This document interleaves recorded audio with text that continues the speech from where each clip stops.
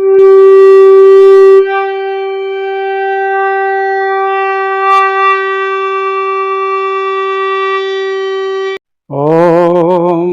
नमः परमहंसास्वादितचरणकमलचिन्हमकरन्दाय भक्तजनमानसनिवासाय श्रीरामचन्द्राय यत्र यत्र रघुनाथकीर्तनं तत्र तत्र कृतमस्तकाञ्जलिं बाष्पवारि परिपूर्णलोचनं मारुतिं नमत राक्षसान्तकं सीतानाथसमारम्भां रामानन्दार्यमध्यमाम् अस्मदाचार्यपर्यन्तां वन्दे गुरुपरम्परां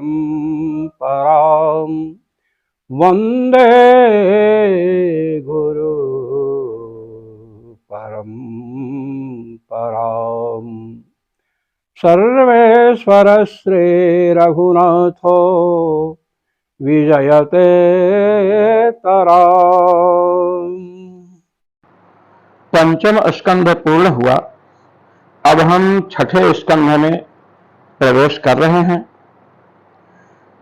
इसका नाम है पोषण स्कंध। छठे स्कंध का नाम ही है पोषण स्कंध। जो श्रीमद् भागवत महापुराण के अत्र सर्गो विसर्गश्चा स्थानम पोषण मूतयः स्थान का वर्णन आया था, उसमें यह पोषण स्कंध है। पोषणम तद अनुग्रह, पोषण भगवान की कृपा को कहते हैं, भगवान के अनुग्रह को कहते हैं। जब 28 प्रकार के नरकों की चर्चा श्री परीक्षित जी महाराज ने सुनी तो उनके रोंगटे खड़े हो गए। परीक्षित जी ने कहा कि गुरुदेव, ये जो नरक हैं, मच्छर वच्छर तो हमारे द्वारा भी मारे गए हैं, खटमल वटमल, और भी जान अनजान में न जाने कितने पाप बन गए हैं, तो अब तो नरक की यातना भोगनी पड़ेगी। इसलिए नरक की यातना से छूटा जाए, इसका उपाय बतलाइए। इसीलिए नरक का वर्णन सुनाई। अरुणेह महाभागो यथैव नरकान्नरः नानाग्रयातनान्यया तन्मे व्याख्यातुमर्हसि। श्री परीक्षित से श्री सुखदेव जी ने कहा कि राजन, और कोई जिज्ञासा हो तो प्रश्न पूछो। कहे कि और कोई जिज्ञासा नहीं, पहले जो आप नरक की चर्चा की है, इस नरक से कैसे बचें ये बतलाइए। 28 नरक, पुत नाम का नरक जिसमें माता पिता जाते हैं, बालकों के सत्कर्म से बचते हैं। तो महाराज नरक से जैसे छुट्टी मिले ये आप बतलाओ कोई उपाय। तो श्री सुखदेव जी ने कहा कि देखो, यदि कोई पाप हो जाए तो पाप का प्रायश्चित अवश्य करना चाहिए, और छोटा पाप हो तो छोटा प्रायश्चित, बड़ा पाप हो तो बड़ा प्रायश्चित करना चाहिए। तस्मात् पुरैवास्ति पापनिष्कृतौ यतेतमृत्योरविपद्यतात्मनः दोषस्य दृष्ट्वा गुरुलाघवं यथा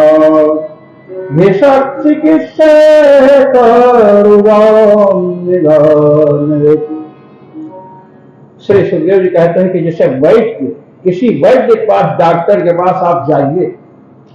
हमारे यहाँ वैद्य को, डॉक्टर को संस्कृत में गदहा कहते हैं। क्या कहते हैं? गदहा। अब आप लोग को आश्चर्य हो रहा होगा।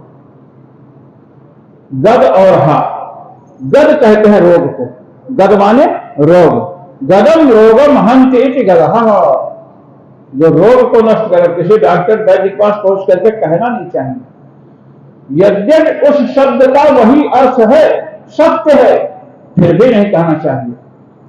यद्यपि सत्यम लोक विरुद्धम नाचरणीयम नाचरणीयम, अच्छा ये बताइए, जो अपनी माँ है, अपनी माँ पिताजी की दुल्हन तो होती है, ये तो सब मानते हैं और है भी। अब आप घर में जाएं, माँ भोजन दो ऐसा ना कह करके कहा कि हे हमारे बाप की दुल्हन, हमें पानी पिला दो या रोटी दे दो, तो रोटी मिलेगी कि डंडा मिलेगा, तो समझ लीजिए है तो बाप की दुल्हन। किंतु माँ कहने पर उसमें वात्सल्य जगेगा, बाप की दुल्हन कहेंगे तो क्रोध जगेगा। तो सत्य होने पर भी शब्दों का प्रयोग हमें नहीं करना चाहिए। महाराज, एक महात्मा के दो शिष्य थे, आपस में लड़ते रहते थे। एक किसी को कहता था तुम कुत्ते हो, और दूसरा कहा कि तुम सुअर हो। गुरु जी एक दिन सुने, उन्होंने बुलाया दोनों का कायदा, गए, कह देख, तब से कुत्ता और सुअर शब्द हमें नहीं सुनाई देना चाहिए। दोनों ने कहा कि अरे, फिर दोनों ने कहा कि ठीक है गुरु जी। दूसरे दिन भी झगड़ा शुरू हुआ। तो एक कहता है तुम्हारा मुंह भैरव जी जैसे है, और एक कहता है तुम्हारा मुंह बारह भगवान जैसे है। अब बारह तो शुक्र अवतार, लीजिए निकाल लिया ना, 12 मैंने शुक्र अवतार भगवान ने लिया, और भैरव भी कुत्ते को देखते हैं, लीजिए ये है स्थिति। हाँ, तो महाराज कहते हैं जैसे रोगी को देख करके एक वैद्य रोग के अनुसार औषधि बतलाता है, ऐसे ही विद्वान से पूछ करके पाप के अनुसार प्रायश्चित करना चाहिए। यही उपाय है। इन्होंने एक बात कही कि महाराज प्रायश्चित करते हैं लोग, हमने भी किया है प्रायश्चित, श्री परीक्षित जी कह रहे हैं, लेकिन महाराज प्रायश्चित करने के बाद पुनः उस पाप में प्रवृत्ति हो जाती है। ऐसा कोई प्रायश्चित बतलाओ कि उसको करने के बाद पाप में प्रवृत्ति ही ना हो। हाथी को आपने देखा है, हाथी को खूब पानी डाल डाल करके नहवाइए और एकदम फिट कर दीजिए, उसके बाद जहां धूल दिखेगी धूल उठा करके पीठ पर डाल देगा। कहते हैं प्रायश्चित मतो पार्थम मन्ने कुंजर शौचवत, जैसे हाथी का स्नान है बाद में धूल डाल लेता है, पहले जैसे हो जाता है, वैसे प्रायश्चितों को करने के बाद पाप में पुनः प्रवृत्ति होती है, फिर पापी बन जाते हैं। इसलिए महाराज ऐसा बताइए कि पाप में प्रवृत्ति ही ना हो। तब श्री सुखदेव जी भगवान को प्रणाम करते हुए कहते हैं कि राजन सुनो, दान से भी पाप नष्ट होता है, धर्मेण पापम अपनुगति, धर्म करे उससे भी पाप नष्ट होता है, तपसा किल विषमहंति, तपस्या करो उससे भी पाप नष्ट होता है। किंतु ये जितने प्रायश्चित हैं ये प्राणी को पूर्णतया पवित्र नहीं कर सकते। आपको मैं एक दृष्टांत देता हूं, माताएं जानती हैं, आप लोग भी जानते हैं। अपने जिस हंडी में दही रखते हैं, दही काफी दिन दही रखा और अंत में हंडी को धो दिया, एकदम साफ कर दिया, सर्फ वर्फ जिससे भी आप साफ करना चाहें, और धूप में उलट करके रख दें सूखने के लिए, और जब सूख जाए तो ला करके सूंघना उसको। अब बताओ दही की गंध आएगी ना? हाँ, दही की गंध आएगी। ये लोग से नहीं हिला रहे हैं, इनको पता नहीं, कुछ लोग हिला रहे हैं। हाँ, अरे सब जानते हैं दही की गंध आएगी, दही तो नहीं है उसमें, दही कहीं भी नहीं है, फिर भी सुगंध आ रही है। ये क्या है? पाप नष्ट हो जाए, जैसे दही उससे हट गया, रंच मात्र भी दही नहीं है, किंतु दही की सुगंध उसमें आ रही है, आपको पता चलेगा, सब बता दे जिसने दही रखा था, दही का संस्कार पड़ा हुआ है। इसी प्रकार हमारे पाप प्रायश्चितों से नष्ट हो जाए, किंतु पापों की जो वासना है वो हमारा नष्ट नहीं होती है, दही के गंध जैसे, और उसी दुर्वासना के कारण प्राणी पुनः पाप में प्रवृत्त होता है। इसलिए हे राजन, जो भगवान के नाम का जप करते हैं, नाम संकीर्तन करते हैं, वही पापों से मुक्त होते हैं। भगवान नाम का संकीर्तन।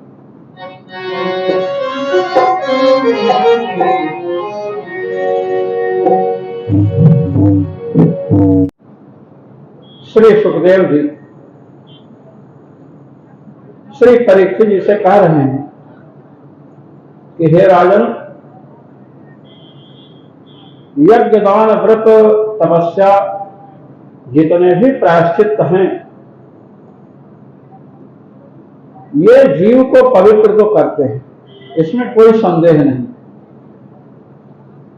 किंतु जैसे दही के पात्र को धोने के बाद भी दही की गंध उसमें रहती है, वो नष्ट नहीं होती है, वैसे ही इन सत्कर्मों से पापों को नष्ट किया जाता है तो भी पाप की वासना बनी रहती है, और पाप की वासना रहने से पुनः प्रवृत्ति होती है पापों में। इसलिए पापों की वासनाओं को नष्ट करना चाहिए, और पाप की वासना दान तप यज्ञ इनसे नष्ट नहीं हो सकती है, क्योंकि वो संस्कार है। पाप की वासना को नष्ट करना है तो भगवान नाम का संस्कार बनाना चाहिए। भगवान नाम का जप करें, और भगवान नाम का जब जप करेंगे तो महाराज पाप कटते हैं, और पापों से व्यक्ति छूट जाता है।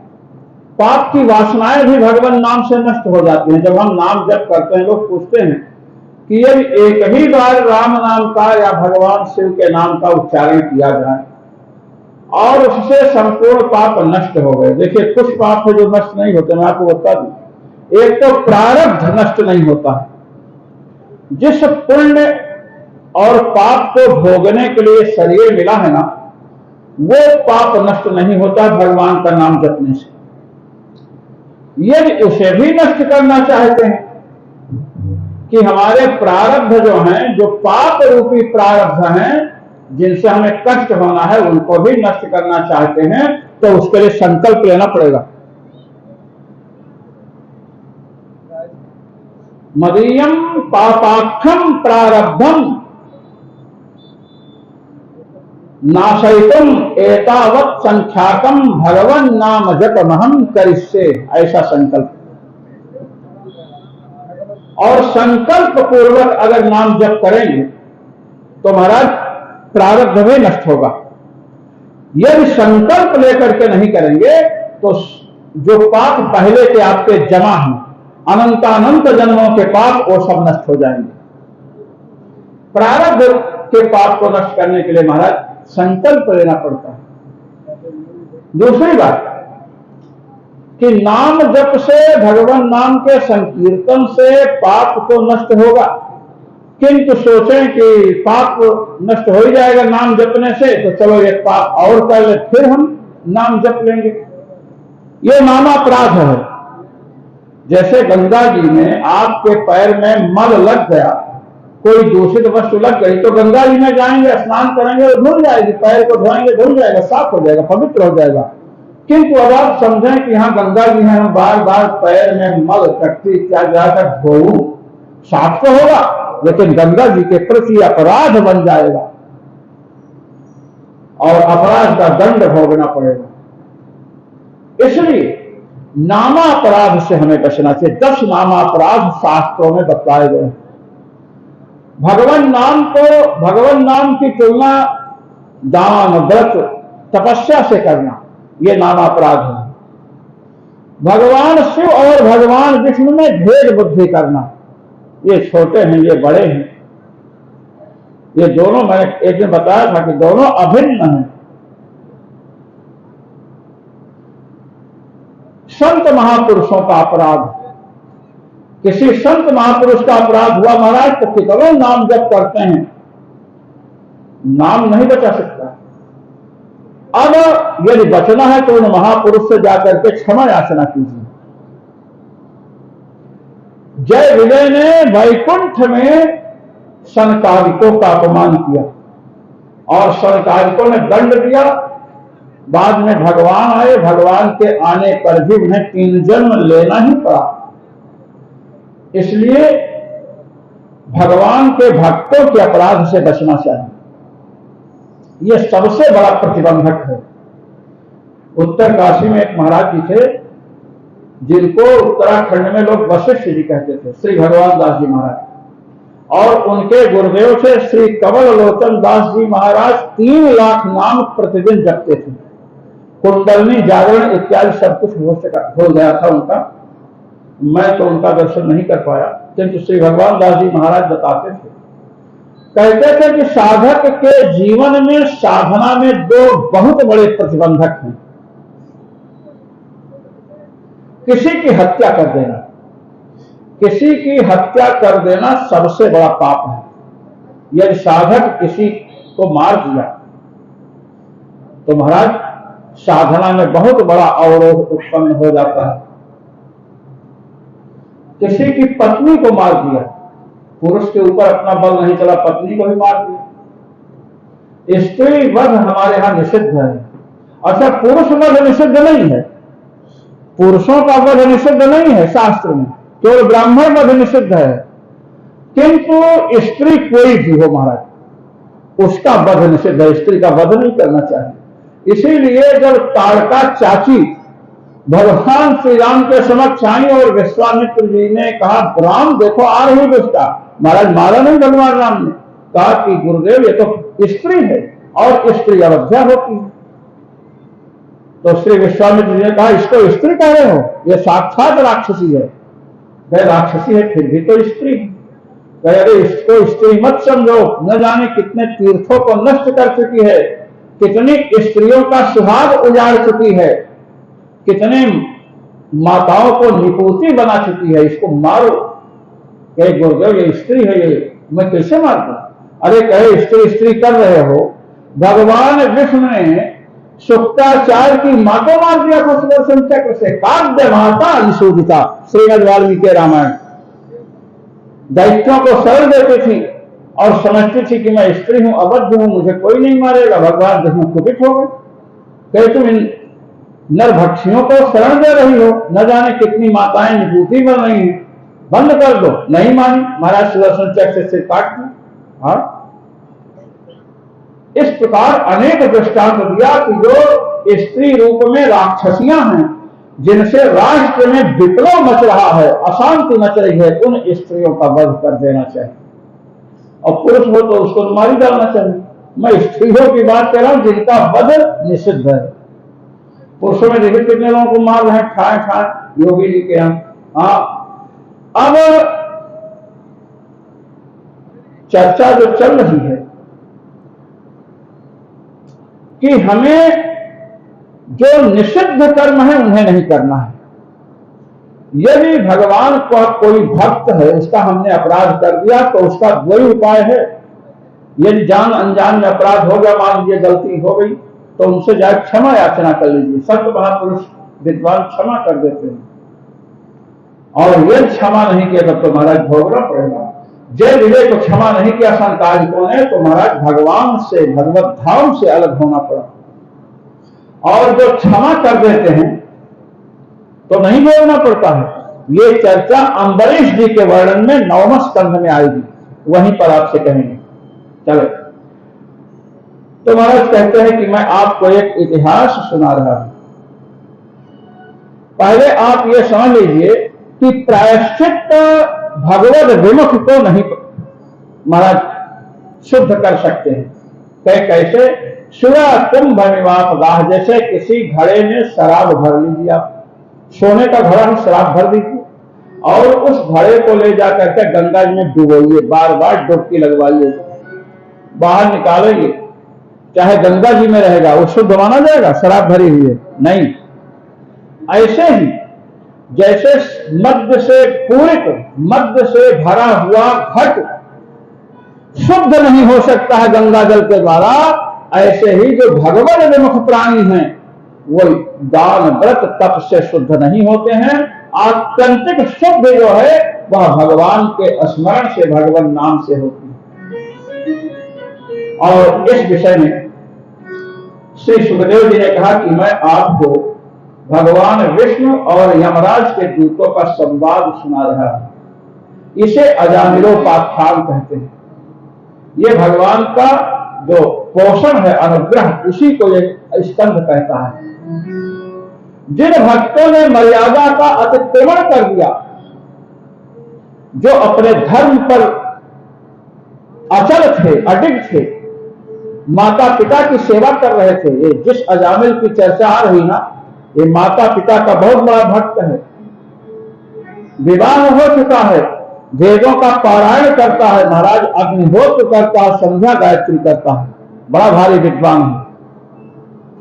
और ऐसा होने पर भी इसका घोर पतन होता है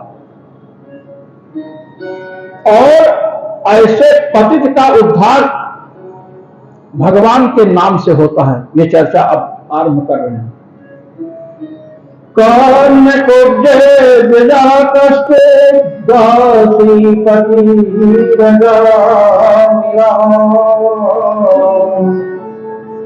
नामना नष्ट सदाचारो दास्याः संसर्गदूषितः।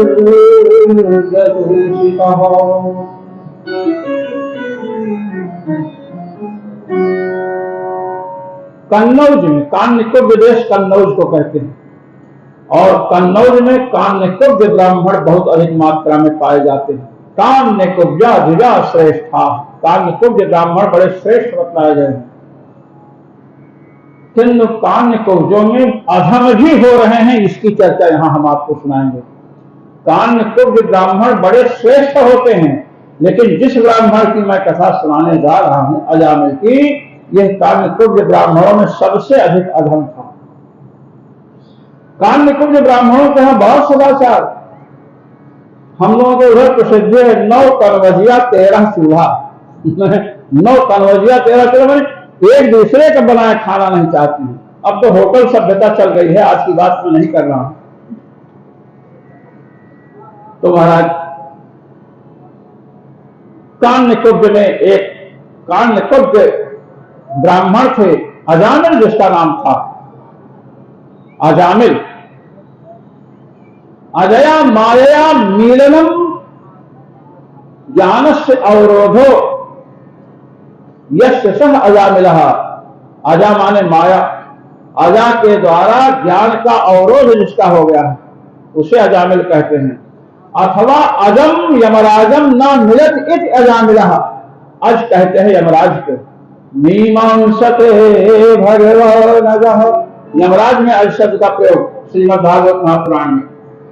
जो अज माने यमराज को न मिलत इति अजामिलः, जो यमराज से न मिल सके भगवान नाम के कारण। यमदूत आएंगे तो ले चलने के लिए यमराज के पास, लेकिन मिल नहीं पाएंगे क्योंकि भगवान के पार्षद रोक देंगे।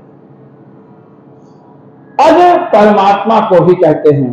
अजायमानो बहुधा विजायते अजो नित्यो शाश्वतोऽयं पुराणो न हन्यते हन्यमाने शरीरे। परमात्मा को अज कहा गया, जीवात्मा भी अज है।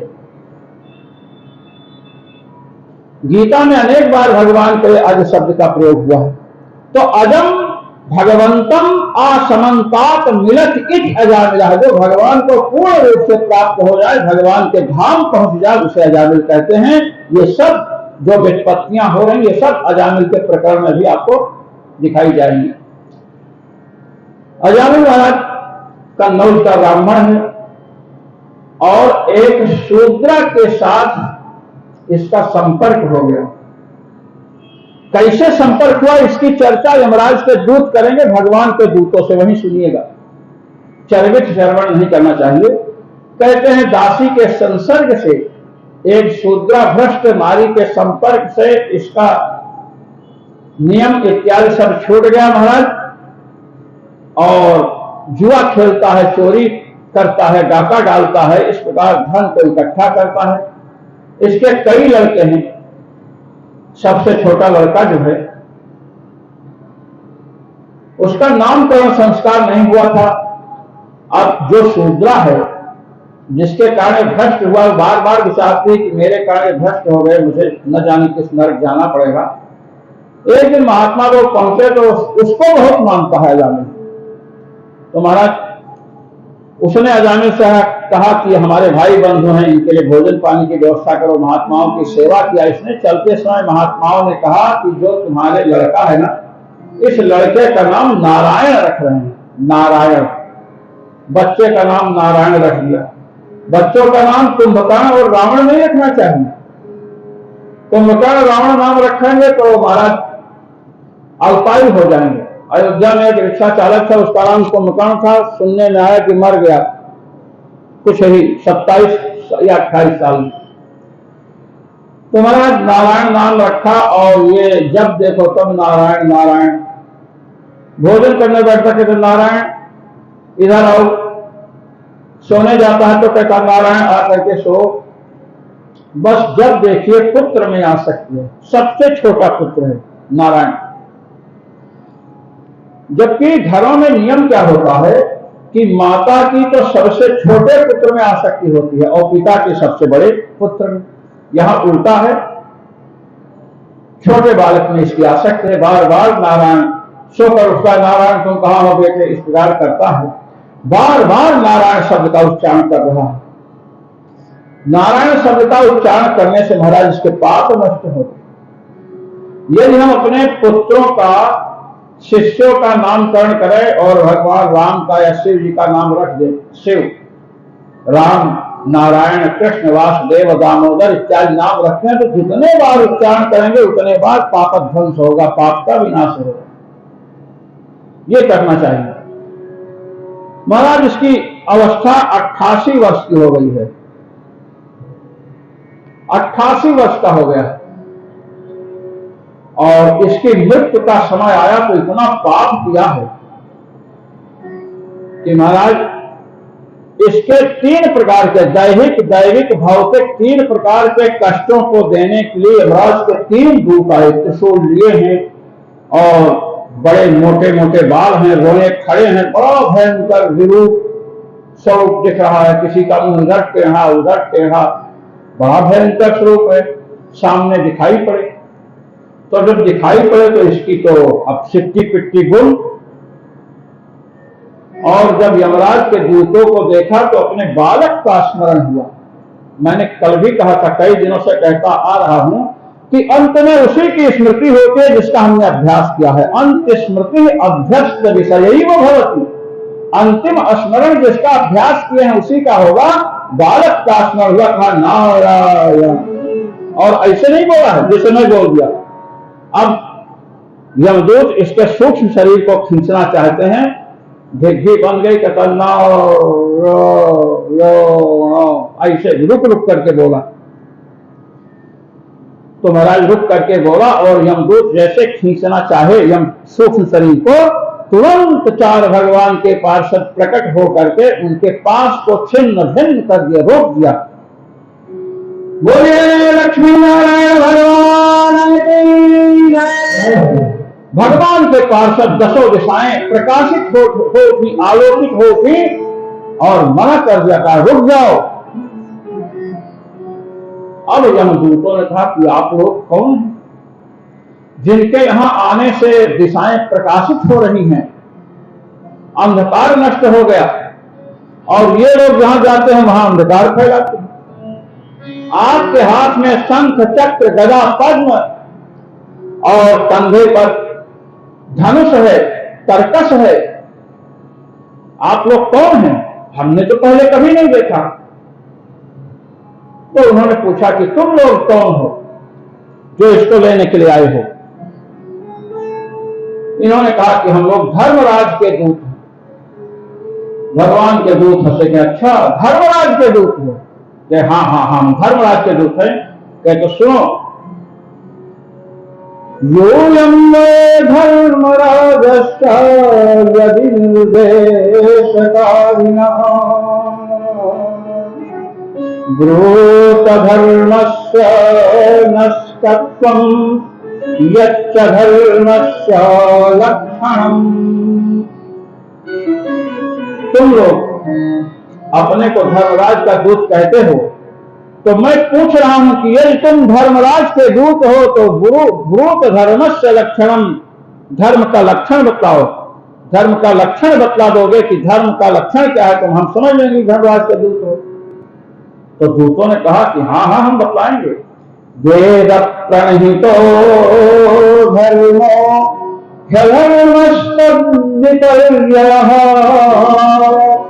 वेदो नारायण साक्षात् स्वयंभूरिति सुश्रुमा। हम लोग बतला रहे हैं जो वेद से विहित है वही धर्म है।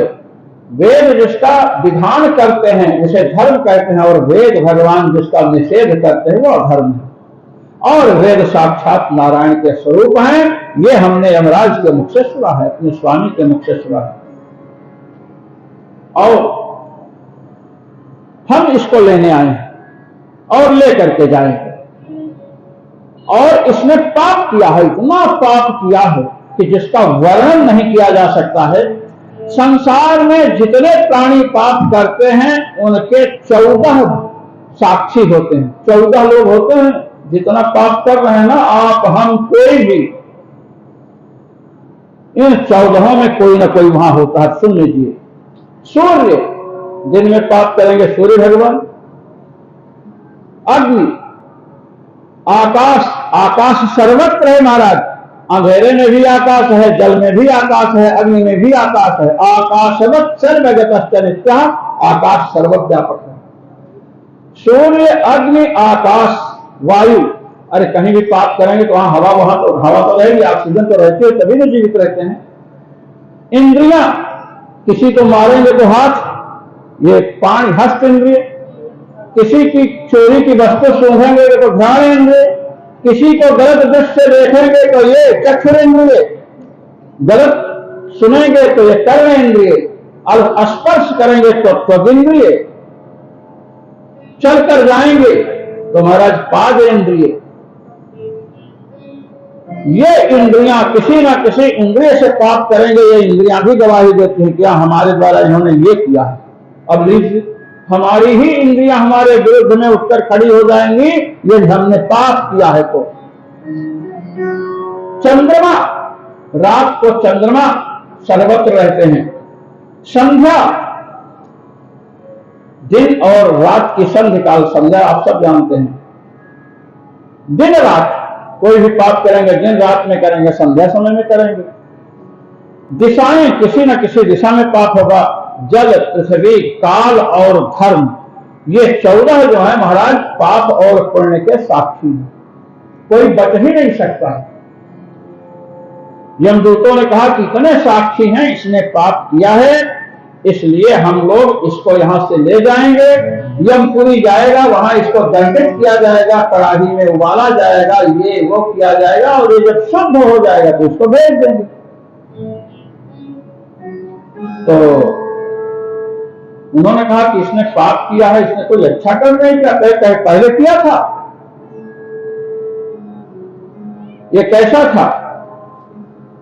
कहते हैं कि पहले ये बड़ा अच्छा था। अयम ही श्रुत संपन्न हो, शील वृत्त गुणालय हो, धृतव्रतो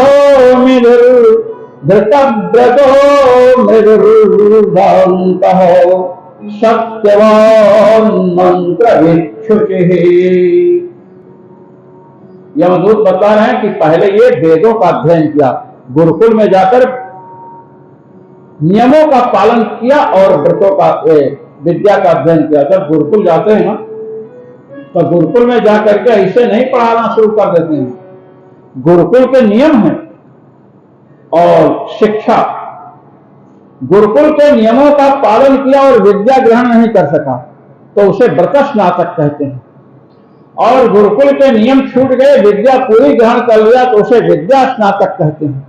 और गुरुकुल के नियम भी कठोरता से पालन किया और संपूर्ण विद्याओं को भी ग्रहण कर लिया, उसे विद्या व्रत स्नातक कहते हैं। रावण विद्या व्रत स्नातक था। रावण विद्या व्रत स्नातक है, हनुमान जी महाराज, भगवान श्री राम, ये सब विद्या व्रत स्नातक हैं। पूरी विद्या भी ग्रहण किए और महाराज पूरे व्रतों का पालन भी किए। तो रावण को ऐसे मत समझिए। इसलिए अजामिल विद्या व्रत स्नातक था, विद्या भी पूरी लिया और व्रत का भी पालन किया, कोई नियम छूटा नहीं। कहते हैं और देखिए, श्रुत संपन्न, जो सुना उसको धारण किया। शील, सदाचारी ब्राह्मण था, एकदम व्रतों का पालन करने वाला और बड़ा मधुर स्वभाव का था। बाह्य इंद्रियों को अपने वश में कर रखा था, सत्यवादी था, मंत्रों का इसे पूरा ज्ञान था और बड़ा पवित्र था। ऐसा वर्णन कर रहे हैं जैसे कोई कथा व्यास मंच से कर रहा हो, यमदूत भगवान के पार्षद सुन रहे हैं। अब एक दिन ये जंगल में गया लकड़ी लेने के लिए, क्योंकि हवन करना था। माता पिता थे, सुंदर पत्नी थी। अब जंगल में जब गया महाराज लकड़ी लेने, तो देखा कि एक दुराचारी पुरुष किसी दुराचारिणी के साथ अश्लील मुद्रा में बैठा है। इसने देखा, अब वो शूद्र देखा तो भाग गया, ये कुछ कहेगा ब्राह्मण। इसने उसको देखा नग्न स्थिति में, तो महाराज अपने मन को संभाल नहीं सका और वहीं पहुंच गए उस स्त्री के पास। वो भी बड़ी संकुचित हुई और वहां पहुंच करके महाराज इसने उससे कहा कि आप हमारे घर चलो। देखिए, आज की भाषा में इसने प्रपोज किया, समझ है ना, हमारे घर चलो। तो उसने कहा कि मैं इतनी निम्न कुल की हूं, तुम्हारे घर में तुम्हारी पत्नी है, वो मेरा विरोध करेगी, लेकर बेलन पहुंच जाएगी सामने। बेलन का बड़ा महत्व है, बेलन आप सब जानते हैं। स्त्रियों के हाथ में बेलन एक ऐसा शस्त्र है जिससे रोटियां तो गोल होती हैं और पति सीधे होते हैं। ये तो महाराज तुम्हारे माता पिता हैं, माता पिता हमारा विरोध करेंगे। अजामिल ने कहा कि हम माता पिता को घर से बाहर निकाल देंगे, पत्नी को उसके मायके भेज देंगे, तुम चलो। महाराज देखिए, कुशल उसको लेकर घर में आया, माता पिता को बाहर निकाल दिया और महाराज पत्नी को निकाल दिया। ये कुसंग में पढ़ने पर, कुसंग का प्रभाव बच्चे अगर गलत संगत में पड़े तो उसका परिणाम पहले माता पिता को भोगना पड़ेगा, निश्चित। तन्निमित्त स्मरग्रहग्रस्तो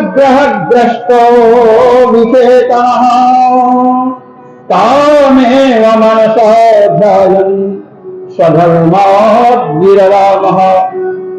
यमदूत कह रहे हैं भगवान के पार्षदों से कि जब अजामिल उसके पास पहुंचा, उसको देखा पहले तो देखा तो महाराज उसका चिंतन चलने लगा, और चिंतन चला तो कहते हैं स्वधर्माद विररामः, अपने धर्म से अलग हो गए।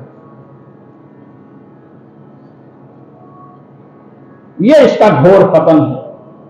इस श्लोक की व्याख्या करते हुए भागवत के महापंडित जीव गोस्वामी पाद कहते हैं स्वधर्माद विररामः, ये जो पंच है, अत्र धर्म ज्ञान भक्ति नाम प्रातिष्ठिकम बलम दर्शितम। कहे यहां पर यमदूत और भगवान के दूतों में जो संवाद चल रहा है, यहां पर तीन के बल की परीक्षा हो रही है, धर्म के बल की, ज्ञान के बल की और भक्ति के बल की परीक्षा हो रही। तीन। स्वधर्माद विररामः, अपने धर्म का पालन करता था, गायत्री जप करता था, अग्निहोत्र करता था, संध्या वंदन करता था, वेदों का स्वाध्याय करता था, इन धर्मों का पालन कर रहा था, किंतु यहां पर धर्म ने रक्षा नहीं की। जीव गोस्वामी पाद कहते हैं धर्मो रक्षति रक्षितः, रक्षिता धर्मो रक्षति, जिस धर्म की रक्षा करते हो धर्म हमारी रक्षा करता है। किंतु अजामिल के द्वारा रक्षित जो धर्म था, उसने एक शूद्रा के संपर्क में पहुंचने पर उसकी रक्षा नहीं की, अर्थात धर्म यहां पराजित हो रहा है। ठीक है, धर्म पराजित हुआ। अजामिल बहुत बड़ा ज्ञानी था, वेदों का पारगामी विद्वान था, मंत्रविद, सत्यवादी था, तो महाराज वेदों का ज्ञान क्या उसने भी रक्षा नहीं की।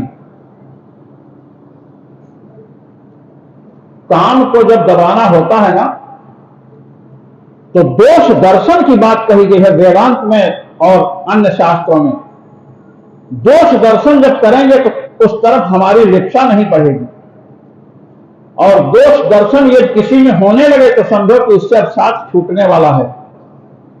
इसलिए माता पिता में दोष दर्शन नहीं करना चाहिए, अपने से बड़ों में दोष दर्शन नहीं करना चाहिए, अपने में दोष की समीक्षा करनी चाहिए। दोषान्वेषण करें तो अपने अंदर देखिए। तो महाराज ज्ञान भी रक्षा नहीं कर सका। और जो 4 पार्षद भगवान के आए हैं, क्यों आए हैं?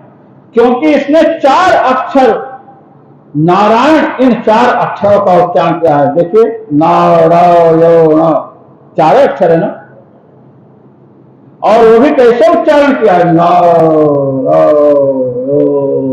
ऐसे रुक रुक करके, क्योंकि भयंकर यमदूत खड़े हैं, गला कफ से अवरुद्ध है, महाराज शिथिल स्वर है, और 4 अक्षर के नाम का उच्चारण किया। भगवान के 4 पार्षद पधारे, और उधर दैहिक भौतिक इन 3 तापों को, 3 कष्टों को देने के लिए यमराज के 3 दूत आए हैं देने के लिए। तो नाम का स्मरण किया, नाम उच्चारण किया, तभी तो भगवान के पार्षद आए। जीव गोस्वामी पाद, विश्वनाथ चक्रवर्ती पाद और अनेक टीकाकार कह रहे हैं कि देखो, धर्म ने रक्षा नहीं की, अजामिल के धर्म ने अजामिल की रक्षा नहीं की, अजामिल के ज्ञान ने अजामिल की रक्षा नहीं की, किंतु पुत्र को जो नारायण नारायण कहा करके प्रार्थना था, यहां पर नाम ने रक्षा की, या न रक्षा। अब आप देखिए, ये किसका नाम ले रहा है? भगवान नारायण का नाम ले रहा है कि अपने लड़के का नाम ले रहा है? आप सब जानते हैं, कथा सुने हैं, अपने लड़के का नाम ले रहा है, भगवान का नाम नहीं लिया है। भगवान के नाम जैसा नारायण नाम इसके लड़के का है, यह नामाभास है। अर्थात यहां धर्म और ज्ञान दोनों असमर्थ हो चुके हैं रक्षा करने में, वहां भगवान का साक्षात नाम नहीं, नाम का आभास रक्षा कर रहा है। नाम नहीं है, नाम का आभास है।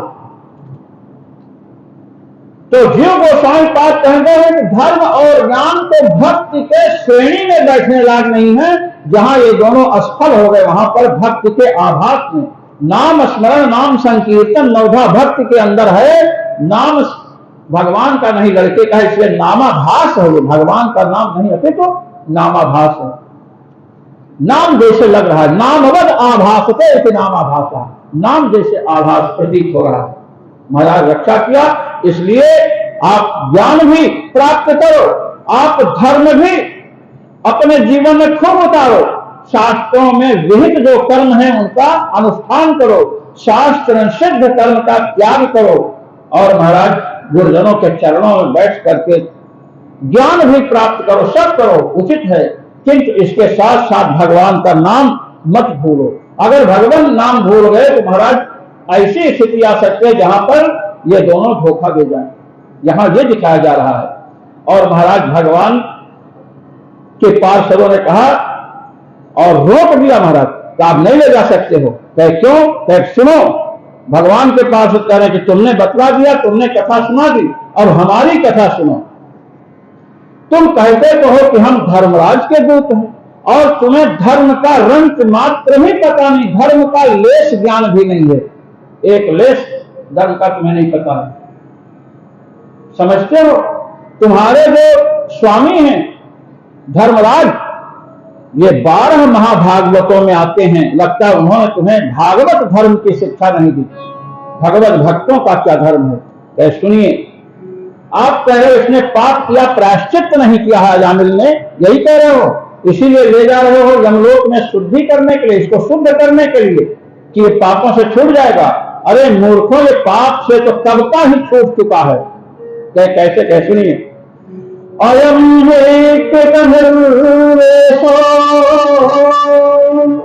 जन्म कोट्यम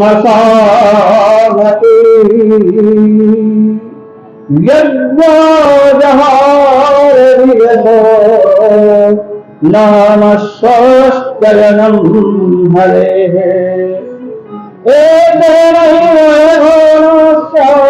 कृतं साधनस्तुतं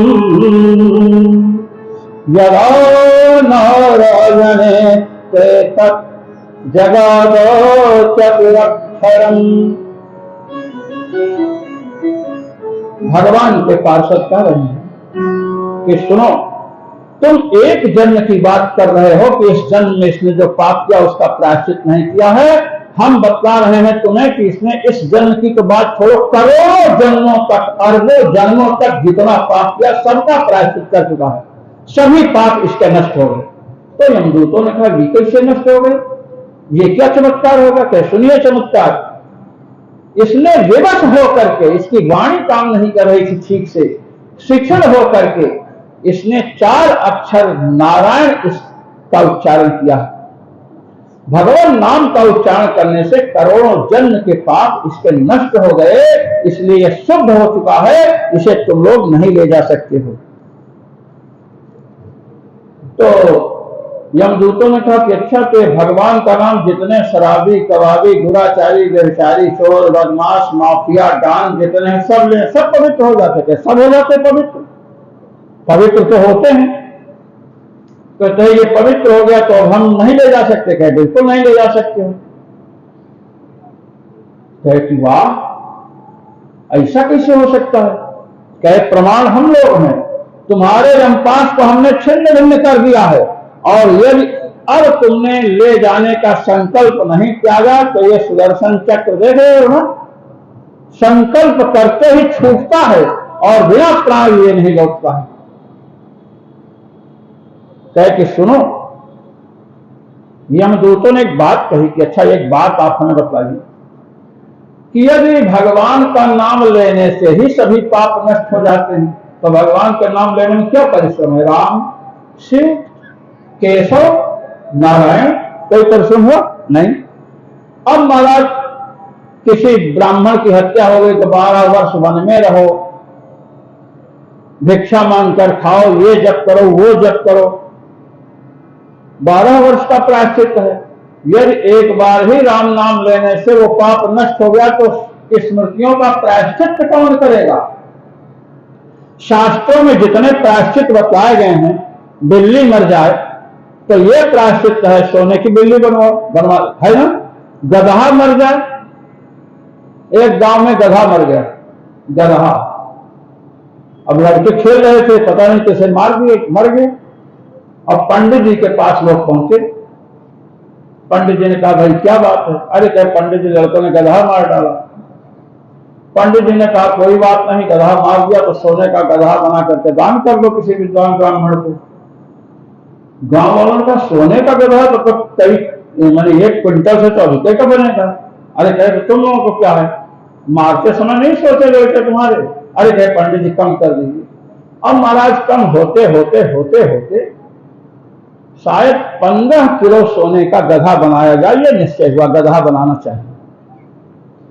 अब फाइनल होने वाला था सबका हस्ताक्षर, तभी एक लड़का दौड़ते हुए आया। अरे कहा पंडित जी कहे हाँ। कहे कि गधा मारने में आपका लड़कवा संतोषवा भी था। संतोष, पंडित जी ने कहा संतोष भी था। कहे हाँ। तो कहे सुनो सुनो सुनो, प्रायश्चित मैं निर्णय सुना रहा हूं। 10-5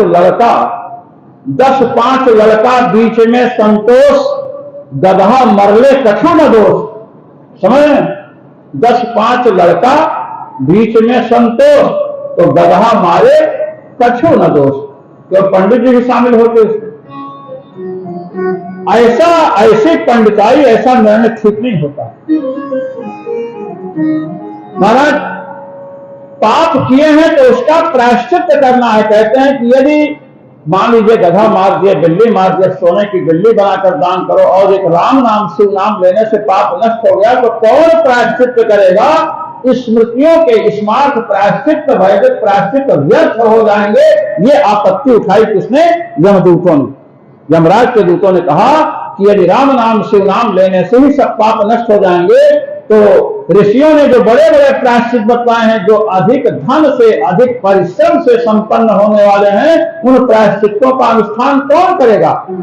इसलिए जो इन नाम की महिमा है, यह सब केवल अर्थवाद है, प्रशंसा मात्र है, ये यमदूतों ने कहा। तो भगवान के पार्षदों ने कहा कि सुनो, जो तुम कह रहे हो कि ये अर्थवाद है, तुम्हें पता है अर्थवाद कितने प्रकार के होते हैं। यह मीमांसा का विषय है, अयम मीमांसा विषय। मीमांसा में अर्थवाद, जैसे यहां पर स्तोत्र का पाठ कर रहे हैं, कवच का पाठ कर रहे हैं, तो उसमें लिखा रहता है 1 बार पाठ करो तो सारा संसार बस में हो जाए, 2 बार पाठ करो तो ये हो जाए, होता कुछ नहीं। अब इसको लोग कहते थे अर्थवाद है। अर्थवाद का अर्थ समझते हैं झूठी प्रशंसा, किंतु मैं आपके समक्ष ये बात बताना चाहता कि अर्थवाद का अर्थ झूठी प्रशंसा नहीं। अर्थवाद 3 प्रकार के होते हैं। एक गुणवाद होता है, एक अनुवाद होता है, एक भूतार्थवाद होता है, संक्षिप्त विवेचन। गुणवाद कहते हैं जहां पर विरोध है, प्रत्यक्ष प्रमाण से विरुद्ध बात कही जाती है, वहां कहते हैं कि ये गुणवाद है। जैसे प्रजापतिरात्मनावताम उदक्षयत्तानग्नहु प्रादिह्यात्, यज्ञ का प्रकरण चल रहा है। लिखा है कि प्रजापति ने अपनी वपा को निकाल करके अग्नि में डाल दिया। अब वपा शरीर में एक ऐसी है वस्तु कि जिसको निकाल दिया जाए तो कोई जीवित नहीं रह सकता है। महाराज कुमारिल भट्ट कहते हैं कि कोई अपनी वपा को निकाल कर जीवित नहीं रह सकता है। प्रजापति सुंद मुसुंद घूम रहे हैं, तो कैसे भगवान देव ने कह दिया कि अपनी वपा निकाल दिए? कहे कि सुनो, प्रत्यक्ष विरुद्ध बात है। वपा निकाला होता तो मर जाता, वो घूम रहा है, इसका मतलब वपा निकाला नहीं है। तो यह गुणवाद है, प्रत्यक्ष से विरोध है। इसके द्वारा यह बतलाया जा रहा है कि प्रजापति उस वस्तु को दान दे दिए जिसके बिना वो जीवित नहीं रह सकते हैं, और तुम इतने कंजूस हो कि यज्ञ के नाम पर 100 रुपए नहीं दे सकते हो। ये गुणवाद है। एक अनुवादात्मक अर्थवाद होता है। आपने अनुवाद ट्रांसलेशन बहुत पढ़ा है। ये अनुवाद देखिए, आप सब जानते हैं कि अधिक ठंडी जब कश्मीर में लगती है लोगों को तो अंगीठी बांध करके रखते हैं, और आपको भी जब ठंडी लगती है तो हाथ वाथ सेकते हैं। अब तो हीटर इत्यादि रखते हैं। तो जना तो पता है कि बर्फ की ठंड की औषधि क्या है? आग। प्रत्यक्ष प्रमाण से आपको पता है। अग्निर्हिमस्य भेषजम, बर्फ की औषधि क्या है? आग। अब ये तो प्रत्यक्ष पता है। वेद भगवान भी कहते हैं अग्निर्हिमस्य भेषजम। ये प्रमाण नहीं, ये अनुवाद कर रहे हैं वेद भगवान प्रत्यक्ष से जो वस्तु सिद्ध है। और एक होता है भूतार्थवाद। इंद्रम वृत्रो अहम, इंद्र ने वृत्रासुर का वध किया। अब आप कहो नहीं किया, कैसे कहेंगे? क्योंकि प्राचीन काल की घटना है, उस समय आप थे नहीं, हम थे नहीं। तो ना तो आप कह सकते हो कि किए क्योंकि रहे ही नहीं, और ना ये कह सकते हो कि नहीं किए। दोनों बातें। तो जहां प्रत्यक्ष आदि प्रमाण की पहुंच नहीं है, प्रत्यक्ष आदि प्रमाणों के द्वारा न तो हम विरोध कर सकते हैं और न उसका समर्थन कर सकते हैं, उसको भूतार्थवाद कहते हैं। यहां पर भगवान नाम से पाप नष्ट हो जाता है, कोई कहे नहीं नष्ट होता है, कैसे कहोगे?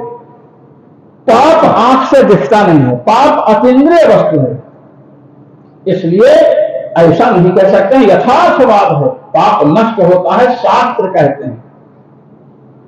तो महाराज कह के अच्छा ये बताइए, तो प्रायश्चित कैसे सफल होंगे? जब भगवान का नाम 2 अक्षर कहे, राम कह दिए, सब पाप नष्ट हो गए, तो प्रायश्चित करेगा कौन?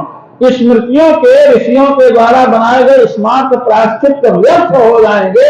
कोई पूजा पाठ कराएगा ही नहीं। नवग्रह की पूजा कराने क्या मतलब? मंगल खराब है कि राम राम कर दो बस ठीक। मंगल की पूजा, राहु केतु की, शनि की पूजा कौन करेगा? कहे कि सुनिए, छोटे उपाय बड़े उपाय वैदिक शास्त्र में बताए गए हैं। छोटे भी उपाय बताए गए हैं, बड़े उपाय भी। कुछ लोग हैं छोटे उपाय पर निष्ठा नहीं होती है, बड़ा उपाय करते हैं। ऐसे ही जिनकी श्रद्धा है वे श्रद्धालु भगवान नाम का आश्रय लेंगे, जिनकी श्रद्धा नहीं वो अपना प्रायश्चित करेंगे, कोई व्यर्थ नहीं होगा। इसलिए आप लोग इसको नहीं ले जा सकते हो। अथैनम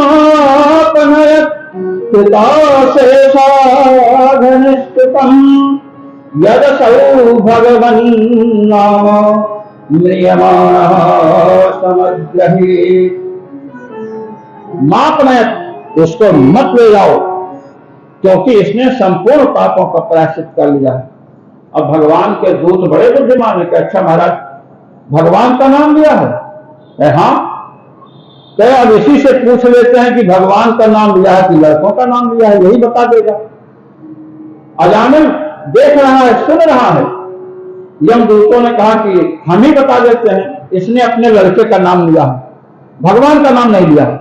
कहे जब लड़के का नाम लिया है तो लड़का आकर के इसको बचावे, भगवान का नाम लिया होता तो आप लोग आकर के बचाते तो बात समझ में आती। कहे सुन लो भगवान नाम का सिद्धांत, यमदूतों भगवान का नाम कितने प्रकार से लेने पर भगवान के भक्त आकर के रक्षा करते हैं। देखिए, सौंकेत्यम परिहास्यम स्तोभम हेलमेवरा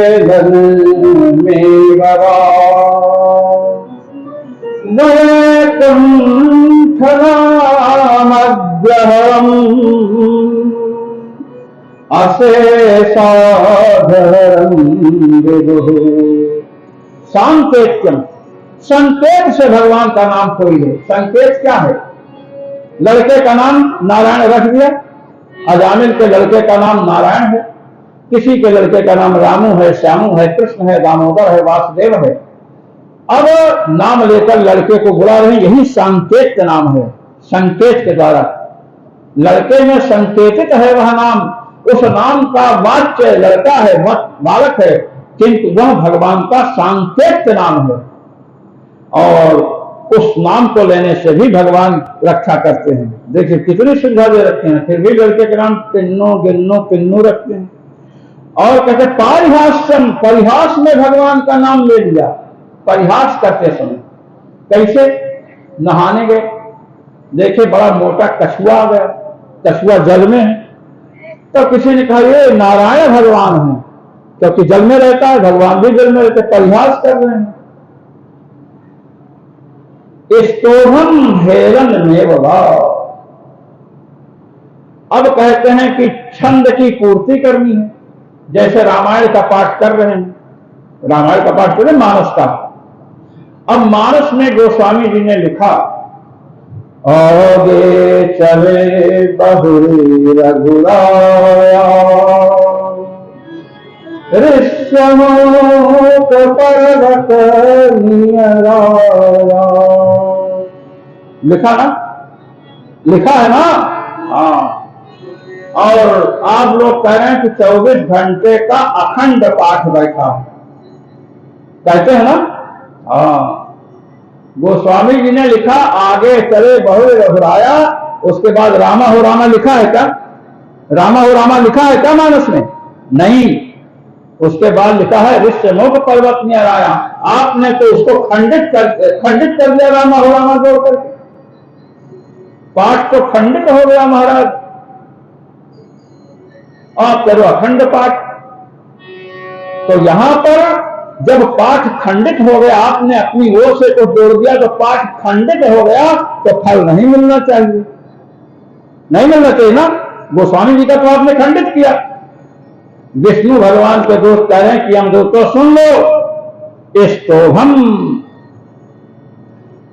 कहीं किसी रचना को और सुंदर बनाने के लिए, संगीतबद्ध करने के लिए भगवान का नाम जोड़ दिया जाए तो 10 गुना फल बढ़ जाता है। ये लीजिए, आपने आगे चले बहुरी रघुराया रामा हो रामा जोड़ा तो 10 गुना फल बढ़ गया, 100 गुना बढ़ गया।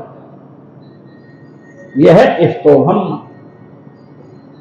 हेलन में हुआ, अवहेलना पूर्वक। किसी ने कहा अरे भगवान शिव से तो डरो, काशी में रहते हो, ऐसा पाप कर रहे हो। तो कहता है देखो मैं शिव ठू से नहीं डरता हूं। क्या कहा? शिव ठू से नहीं डरता हूं, शिव जी हमारा क्या कर लेंगे। ये अनादर किया, अनादर किया ना। ऐसा अनादर करते समय भी यदि भगवान शिव का, भगवान राम के नाम का उच्चारण हो गया तो उससे भी समग्र पाप नष्ट होते हैं। ये लीजिए, वैकुंठनामग्रहणम्, ये पुत्र पुत्री के नाम से भगवान या भगवती का नाम हो, परिहास में, हंसी में, पाद की पूर्ति में और अवहेलना अपमान पूर्वक भी भगवान का नाम लिया गया है। कहते अशेषाधहरम विधो, संपूर्ण पापों को चूर्ण चूर्ण कर देता है भगवान का नाम। ये बतला रहे भगवान विष्णु के दूत। इसलिए आज से घर जाएं तो यहीं से भगवान के नाम के जप का कुछ संकल्प ले लेना चाहिए कि हमें जपना ही जपना है। समझ रहे हैं ना एकदम। अब आप देखिए, भगवान के पार्षद कह रहे हैं जैसे कोई औषधि है, औषध। अब औषधि का प्रभाव आप नहीं जानते हैं। आपको मान लीजिए बीमारी है, बुखार है या शरीर में दर्द है। अब किसी व्यक्ति ने दर्द को दूर करने वाली गोली को पानी इत्यादि में मिला करके आपको पिला दिया, आपको पता नहीं, तो भी तो दर्द दूर होता है ना। मेरे नाम एक बार श्री वृंदावन धाम गए, तो मेरे ऊपर भगवान की बड़ी कृपा है। जब किसी भी तीर्थ में जाते हैं तो वहां के संत महात्माओं के विषय पूछते हैं, कोई अच्छे संत हो तो दर्शन कराओ। तो महाराज एक गौड़िया संप्रदाय के महात्मा थे, चंद्रशेखर जी महाराज, उनका दर्शन कराने लोग ले गए। तो मैं गया, साष्टांग प्रणाम किया और बैठ गया। कई महिलाएं, कई जापक बैठे थे, भजन कर रहे थे महाराज, 500 दाने की माला लेकर के। मैंने कहा कि महाराज जी, मैं कुछ प्रश्न, कुछ जिज्ञासा है। तो उन्होंने कहा पूछो। हमने कहा कि ये भी राम नाम जप रहे हैं और राम नाम में मन नहीं लग रहा है, भगवान नाम जप में मन नहीं लग रहा, हम जबरदस्ती ले रहे हैं, तो उससे पाप नष्ट होगा कि नहीं, यह प्रश्न है मेरा। तो महाराज जी ने कहा कि कभी तुम्हें बुखार हुआ है? हमने कहा कभी क्या, हमको तो बुखार बहुत हुआ है। कहे तो दवा खाए? हमने कहा दवा खाए। कहे बुखार गया? हमने कहा गया। कहे जब तुमने दवा खाया तो दवा का ध्यान किए थे क्या? ये प्रश्न किया महाराज। हमने कहा नहीं ध्यान किए थे, लोगों ने बता दिया कि ये बुखार की दवा है। कहे तो पानी लिया और गटक गए। हमने कहा निकल गए। कहे एक गोली शरीर के अंदर गई जो ध्यान की अपेक्षा और महात्म ज्ञान की अपेक्षा नहीं करते, उसने तुम्हारे अंदर के बुखार को दूर कर दिया। और राम नाम रूपी, शिव नाम रूपी महागोला ये तुम्हारे अंदर जाएगा तो तुम्हें संदेह है कि पाप दूर नहीं होंगे? हमने कहा हो गया समाधान। चुटकी बजाते हुए समाधान किया। तो भगवान का नाम महाराज, आपका मन लगे चाहे न लगे, आपकी श्रद्धा हो चाहे ना हो, एक बार में ही भगवान का नाम हम लेते हैं तो महाराज समस्त पाप नष्ट हो जाते हैं। कैसे? अम्मा संहर दक्षिणम शतविदया देव सकल लोकस्य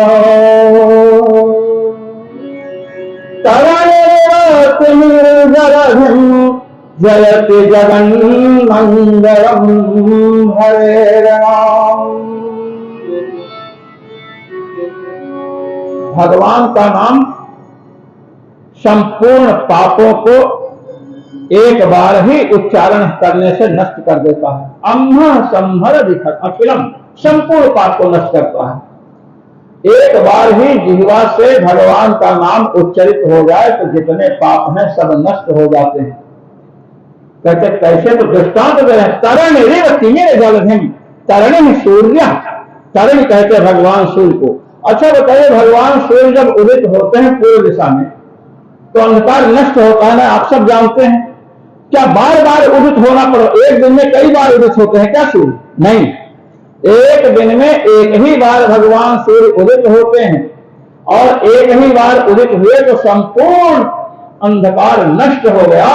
इसी प्रकार जिह्वा रूपी आंगन पर भगवान नाम रूपी सूर्य यदि एक बार उदित हो गया तो हृदय रूपी गुफा में छिपे हुए समस्त पाप नष्ट हो जाएंगे, ये कहना चाहते हैं। और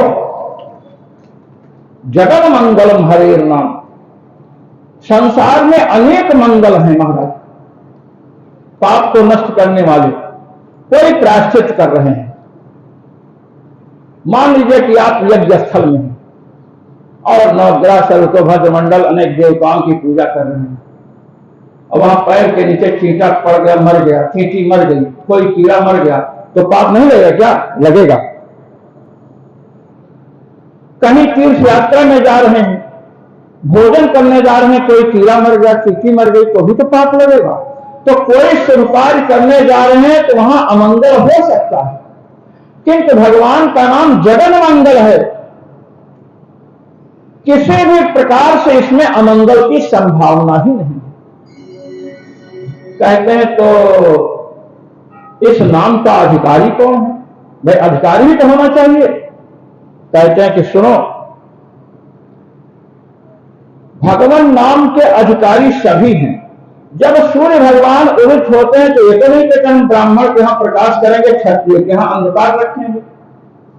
जैसे भगवान सूर्य बिना भेदभाव के ब्राह्मण, क्षत्रिय, वैश्य, शूद्र, चांडाल सभी के घर का अंधकार दूर करते हैं, वैसे ही भगवान नाम रूपी सूर्य बिना भेदभाव के महाराज ब्राह्मण, क्षत्रिय, वैश्य, शूद्र, पुण्यात्मा, पापात्मा सबके महाराज पाप रूपी अंधकार को दूर करता है। ये भगवान नाम की महिमा है।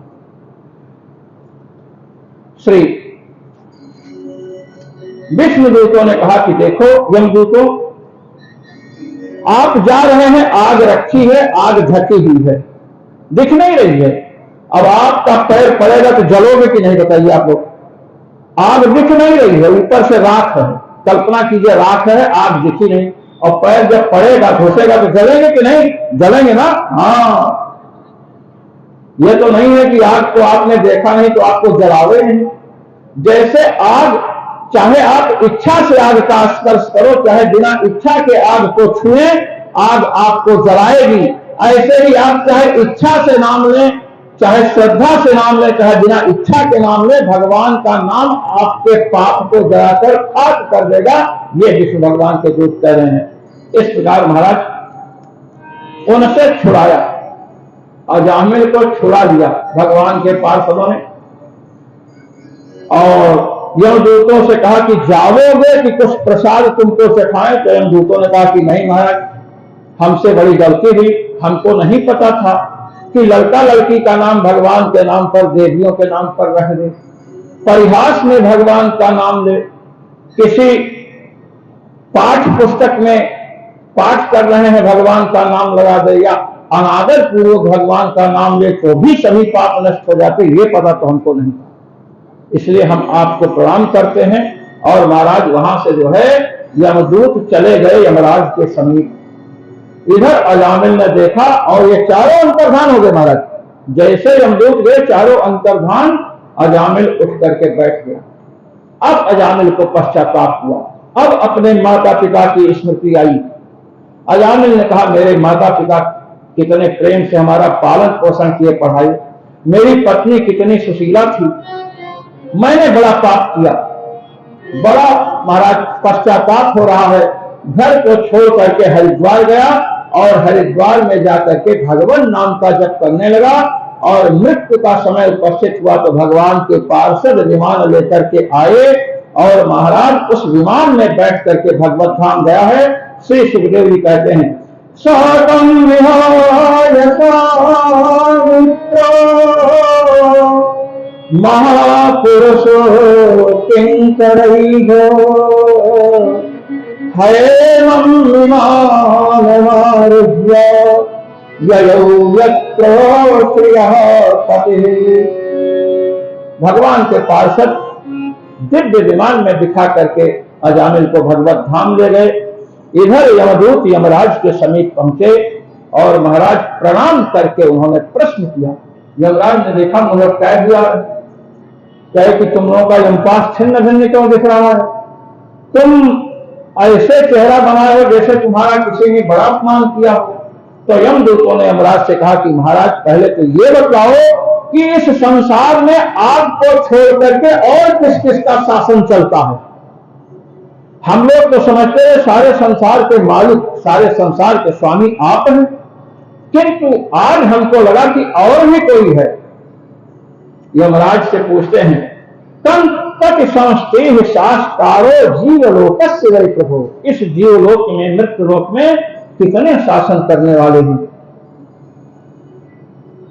अब महाराज जब ऐसा प्रश्न किया और बताया, उन्होंने पूछा क्या हुआ तुम्हारे साथ, कहे कि पूरी घटना सुनाया कि मेरे पास को छिन्न भिन्न कर दिया, चार महापुरुष दिखाई पड़े, शंख चक्र गदा पद्म लिए थे, दिशाएं आलोकित हो उठी और महाराज जब बोलते थे तो लगता था कि उनके मुख से कमल निकल रहा है, कमल निकल रहा है। यमराज ने कहा कि वो तो तुमको दर्शन हो ही गया।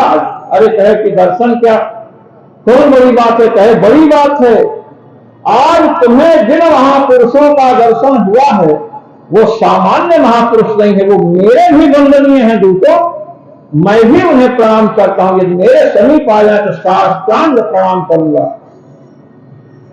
परम वन्नो जगतस्तुष्टा ओतम प्रोतम पडवद्यत्र विश्वम यदंशतोश्च स्थितिजन्मनासा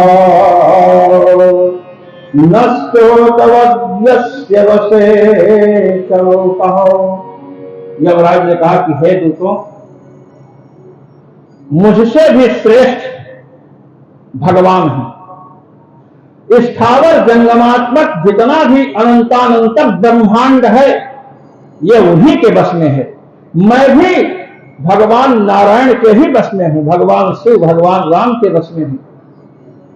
यह संसार उन्हीं में आश्रित है। जैसे तंतुओं में वस्त्र आश्रित रहता है, इसी प्रकार संसार भगवान पर आश्रित है। भगवान के अंश ही इस संसार की सृष्टि और पालन और प्रलय करते हैं। उपजहिदास अंश तेरा शंभु विरंचे विष्णु भगवान। भगवान श्री राम का जब परिचय दिया ऋषियों ने तो कहते हैं कि देखो, राम तत्व वह है जिसके अंश से शंकर जी, विष्णु भगवान और ब्रह्मा जी अनेक प्रकार के उत्पन्न होते हैं। यहाँ पर चर्चा है यदंशतोश्च स्थिति जन्मनासा, जिनके अंशों से इस संसार की सृष्टि पालन और प्रलय होता है। पूज्यपाद गोस्वामी जी ने वही कहा, उपजहि व्यास अंश के नाना। भगवान शिव संहार करते हैं। अच्छा, भगवान शिव संहार करते हैं तो सृष्टि कर सकते हैं कि नहीं? पालन कर सकते हैं कि नहीं? सब कर सकते हैं। भगवान शिव जो है सृष्टि भी कर सकते हैं, पालन भी कर सकते हैं और प्रलय तो करते ही करते हैं। लेकिन सृष्टि जब करना होगा ना, तो सृष्टि तो रोज होती है। अब शंकर भगवान केवल प्रलय ही करना को पसंद करते हैं, मैं आपको बता रहा हूं। सृष्टि तो ब्रह्मा जी रोज करते हैं, ये जो सृष्टि तो चल रही है, और पालन का कार्य भगवान विष्णु रोज कर रहे हैं। और सृष्टि में जो लोग मरते रहते हैं, यमराज का काम है। सृष्टि का जब संहार होगा अंत में, वो भगवान शिव करेंगे। तृतीय नेत्र की ज्वाला खोलेंगे भगवान शिव, और भगवान शेषनाग अपने हजारों मुखों से ज्वाला फेंकेंगे और ये संसार जलने लगेगा। तो प्रलय वाला काम थोड़े समय के लिए है। तो भगवान शिव ने कहा कि हम अन्य समय भजन करेंगे, ध्यान करेंगे, तुम कुल राम राम दिन राति, और अंत में कुछ समय करना होगा प्रलय कर देंगे। सब कर सकते हैं। तो भगवान प्रलय में है, क्योंकि उनके अंश जो देवता हैं वही संसार को उत्पन्न करना, पालन करना और प्रलय करना ये कार्य करते हैं। वो भगवान हमसे भी बड़े हैं, मैं उनका ही सेवक हूं। और यमदूतों से कहा, यमराज ने कहा और सुन लो, अभी तो 4 ही देखे हो ना? कहे हाँ। कहे कि उन 4 ने तुम्हें छोड़ दिया। उनके ऐसे ऐसे भक्त हैं भक्तों की रक्षा के लिए कि कुछ तो छोड़ते ही नहीं हैं। जैसे हनुमान जी महाराज हैं। हनुमान जी महाराज भक्तों के समीप पहुंचते हैं और कोई दंडित करने आओ तो महाराज इसे दंडित करते हैं, छोड़ते नहीं हैं। ये बता रहे हैं, भूतानि विष्णोः सुरपूजितानि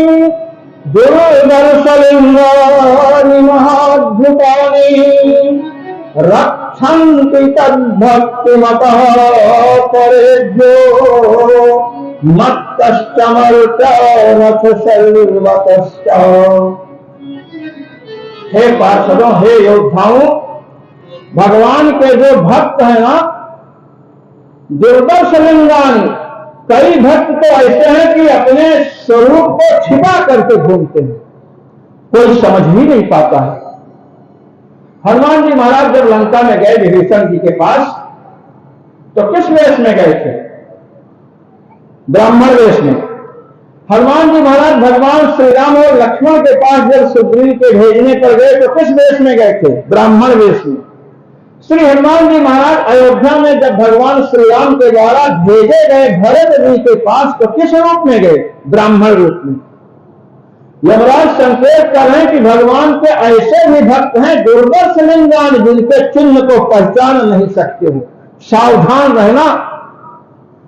वे भक्तों को शत्रुओं से बचाते हैं और यमराज कहते मत चाहिए यदि मैं भी पहुंच जाऊं यमदंड लेकर के तो मुझसे भी भक्तों की रक्षा करते हैं, अग्नि से रक्षा करते हैं, जल से रक्षा करते हैं। इसलिए हे योद्धाओं आगे से सावधान रहना। तो यमदूतों ने कहा कि तो आप भगवान के भक्त हैं? कि हाँ। कि और कोई भक्त है? कहे 12 भक्त हैं भगवान के, बड़े बड़े भक्त। क्या? सबसे पहले ब्रह्मा जी का नाम आ रहा है। स्वयंभो नारदा शंभो कुमारः कपिलो मनुः प्रहलादो जनको भीष्मो बलिर्वैयासकिर्वयम्। 12 ब्रह्मा जी, नारद जी, भगवान शंकर, सनत कुमार, सनंदन, सनातन, सनत कुमार, कपिल जी, मनु जी, प्रहलाद, जनक, भीष्म, महाराज बल और श्री सुखदेव जी और वयम माने यमराज करें मैं। हम 12 लोग हैं भगवान के भक्तों में अग्रगण्य।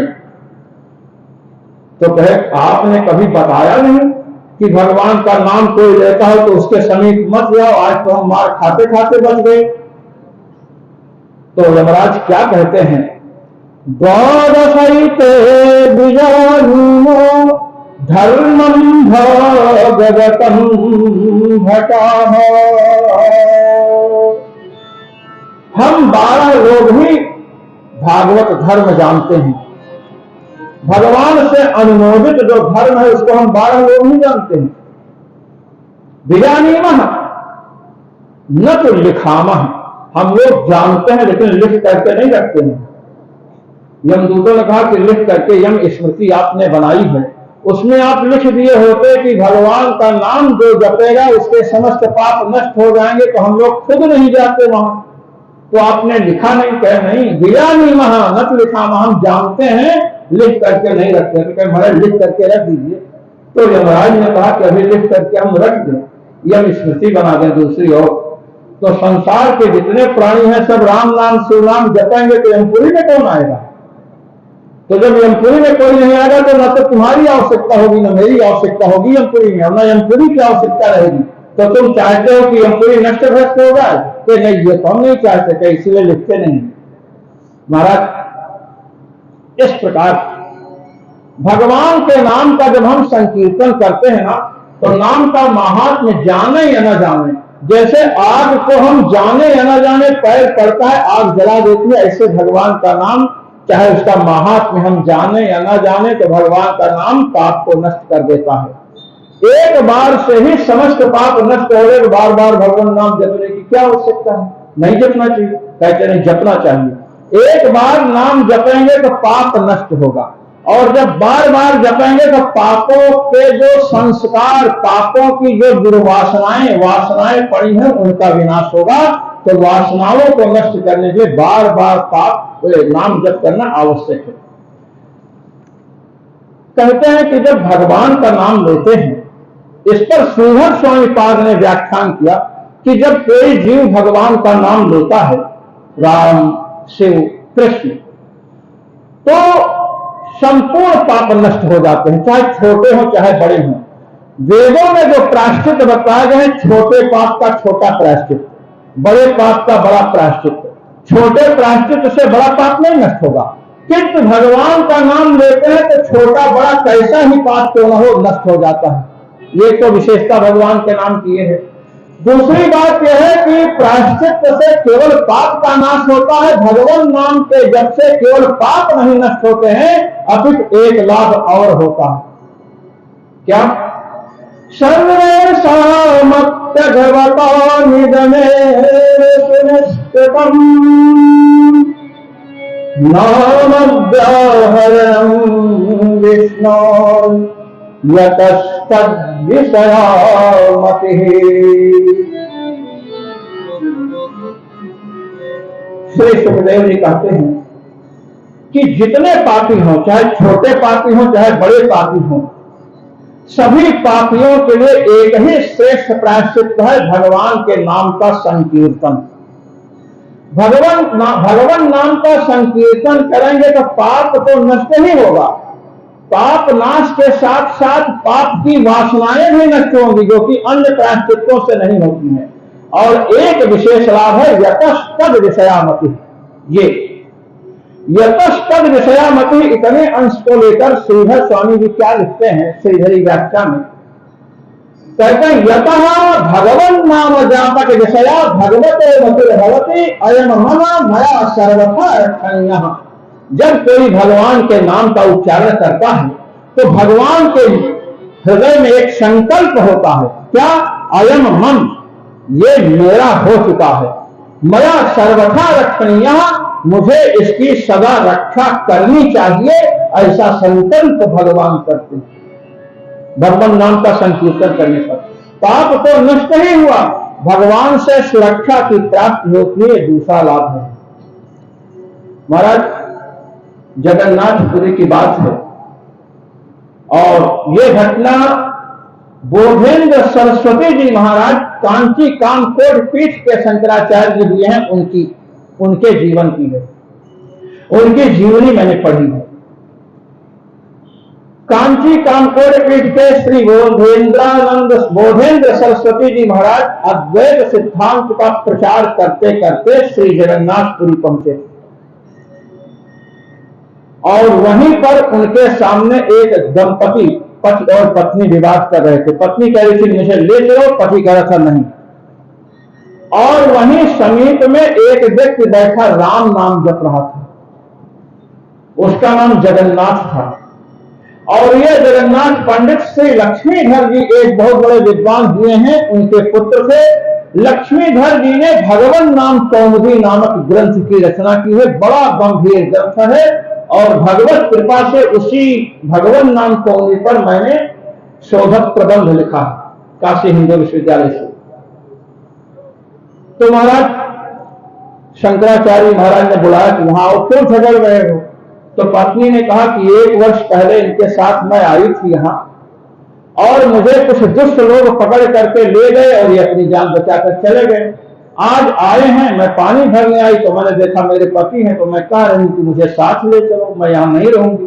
तो ये कह रहे हैं कि तुम दूषित हो गई हो, तुम्हें हम नहीं ले चलेंगे। तो श्री बोधेंद्र सरस्वती जी महाराज ने कहा कि यदि स्त्री दूषित हो गई, जैसे वस्त्र मटमैला हो जाता है तो उसे धो करके हम साफ करते हैं, तो इस स्त्री से प्रायश्चित करवा लीजिए, प्रायश्चित से शुद्ध हो जाएगी और ले जाएगी इसको। तो ब्राह्मण कहा कि ठीक है। उसी समय जो पंडित जगन्नाथ जी थे, राम नाम जप रहे थे, वो भी आ गए। उन्होंने श्री बोधेंद्र सरस्वती जी महाराज को नमन करते हुए कहा कि महाराज राम नाम जप करके शुद्ध करवा दीजिए ना। तो शंकराचार्य महाराज ने कहा कि राम नाम जप से शुद्ध हो जाएगी? कहे हाँ, कहे कि तो अगर राम नाम से ही सब कुछ हो जाए तो प्रायश्चित तो कोई करेगा ही नहीं। कहे नहीं महाराज, राम नाम से शुद्ध होगी। कहे अगर नहीं हुई तो? कहे कि नहीं, शुद्ध होगी, हम यहां पर हैं। यदि राम नाम का उच्चारण करने से यह शुद्ध नहीं हुई तो मैं आज से राम नाम जपना बंद कर दूंगा, पहली बात। और दूसरी बात, भगवान नाम की महिमा को हमारे पिताजी ने भगवान नाम कौमुदी ग्रंथ के नाम से लिखा है, उसको मैं इस समुद्र में प्रवाहित कर दूंगा। तो बोधेंद्र सरस्वती जी महाराज ने कहा कि यदि राम नाम से शुद्ध हुई है, यह प्रमाणित हो जाएगा, तो मैं अपना दंड उठा करके संकल्प लेता हूं कि आज से अद्वैत सिद्धांत का प्रचार बंद करके मैं भगवान नाम का प्रचार करूंगा। अब महाराज वहां पर क्या हुआ कि उसी समय जगन्नाथ ने कहा कि अब यह शुद्ध हुई है कि नहीं हुई, ये कैसे पता चले? यदि इस स्त्री की साड़ी जो मटमैली लग रही है, चमकने लगे, तब माना जाएगा कि यह शुद्ध हुई। श्री बोधेंद्र सरस्वती महाराज ने कहा कि हाँ, ये बात तुमने ठीक कहा, तो इसके लिए हमें अलग राम नाम का प्रयोग करना पड़ेगा। क्या ठीक है? महाराज 3 बार राम नाम का प्रयोग किया। कहे कि ये स्त्री एक बार राम नाम कहा करके डुबकी लगाई, एक बार राम नाम राम कहकर डुबकी लगाई, निकली तो स्त्री का तेज चमक रहा था। दूसरा राम नाम लेकर डुबकी लगाई तो महाराज उसकी साड़ी चमक रही थी। और महाराज तीसरा राम नाम लेकर के जब डुबकी लगाई तो एक स्वर से जितने लोग एकत्र थे सबने कहा, शंकराचार्य जी महाराज ने कहा, शुद्ध हो गई, शुद्ध हो गई। बोधेंद्र सरस्वती जी महाराज ने उसी दिन भगवान नाम की महिमा लिखना आरंभ किया और जिस ग्रंथ की रचना उन्होंने की है उसका नाम है भगवान नामामृत रसोदय। बोधेंद्र सरस्वती जी महाराज के द्वारा प्रणीत ग्रंथ मैंने देखा। काशी में हम लोग थे तो हमने देखा गोयंका विद्यालय महाराज, वहां पर बोधेंद्र सरस्वती जी महाराज की जो हमने जीवनी पढ़ी है, उनका जब समाधि स्थल बनाया गया महाराज कावेरी के, वहां महाराज कई लाख कई करोड़ राम नाम रखे गए हैं। 1,08,000 नाम जप करते थे उनकी जीवनी में, मैंने पढ़ा है। ऐसे ऐसे महापुरुष इस प्रकार भगवान नाम की महिमा कहते हैं। श्री सुखदेव जी श्री परीक्षित जी से कि पुत्र परीक्षित, राजन अजामिल ने किसका नाम लिया था? कहते अजामिल में तो मरते समय, मर रहा था बेचारा, और मरते समय उसने नाम लिया है अपने पुत्र का। कहे कि बताइए, म्रियमाणो हरे नाम गृहन् पुत्रोपचारिकम् अजामिलोऽप्यगाद्धाम किमुत श्रद्धया गृहन्। अजामिल मरणोन्मुख है, ठीक से बोल नहीं पा रहा है और नाम पुत्र का लिया है। इसके बाद भी अजामिल का उद्धार हो गया। तो जो अभी मर नहीं रहे हैं, पता नहीं कब मरेंगे, स्वस्थ हैं, स्वस्थ होकर के भगवान का साक्षात नाम ले रहे हैं, यदि उनका उद्धार हो जाए तो इसमें आश्चर्य क्या है? यमराज ने अपने दूतों से कहा है, संदेश देते हुए कहा कि देखो दूतों, आपको हम आज बतला देते हैं कि मृत्यु लोक जाना तो किस किस को लेकर के आना, अब किस किस को पकड़ करके ले जाएंगे यमदूत। बहुत महत्वपूर्ण विषय है।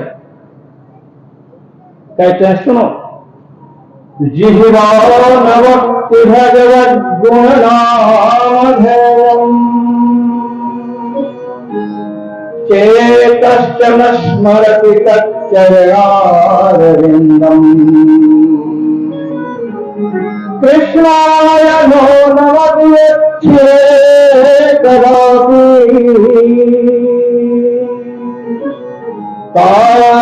कारणमयध्वमसतो कृतविष्णुकृत्याम्। जो अपनी जीभ से भगवान का नाम नहीं लेते हैं, भगवान के गुणों को नहीं सुनते हैं, गुण का गान नहीं करते हैं, चित्त से भगवान का स्मरण नहीं करते हैं और भगवान को प्रणाम नहीं करते हैं, ऐसे लोगों को लेकर के आना। इस प्रकार महाराज अजामिलोपाख्यान का प्रस्तुतिकरण हुआ। यहां पर यही बताया गया कि जो लोग ज्ञानी हैं, धर्मात्मा हैं, सतपथ पर आरूढ़ हैं, सत्कर्म का अनुष्ठान कर रहे हैं, ऐसे लोग भी पतित होते हैं, पतित हो सकते हैं। और ऐसे लोग जो पतित होते हैं, इनके पहले के जीवन में भगवान का नाम नहीं होता है, अंत में इनको भगवान के नाम का आश्रय लेना पड़ता है। हमें धर्म और ज्ञान के साथ भगवान नाम का भी आश्रय लेना चाहिए। हम जो भी यज्ञ करते हैं, जो भी सत्कर्म करते हैं, उसमें न्यूनाधिक के पूर्ति के लिए 3 बार भगवान नाम लेने का विधान है। ये जो इतिहास सुनाया गया, कहते हैं इस इतिहास को भगवान अगस्त ने मलय पर्वत पर हमें सुनाया था, श्री सुखदेव जी कह रहे हैं। इसके बाद आपने पहले सुना था कथा में कि द्रौपदी के 5 पति थे और मारिसा नाम की एक कन्या थी जिसके 10 पति थे, 10 प्रचेता।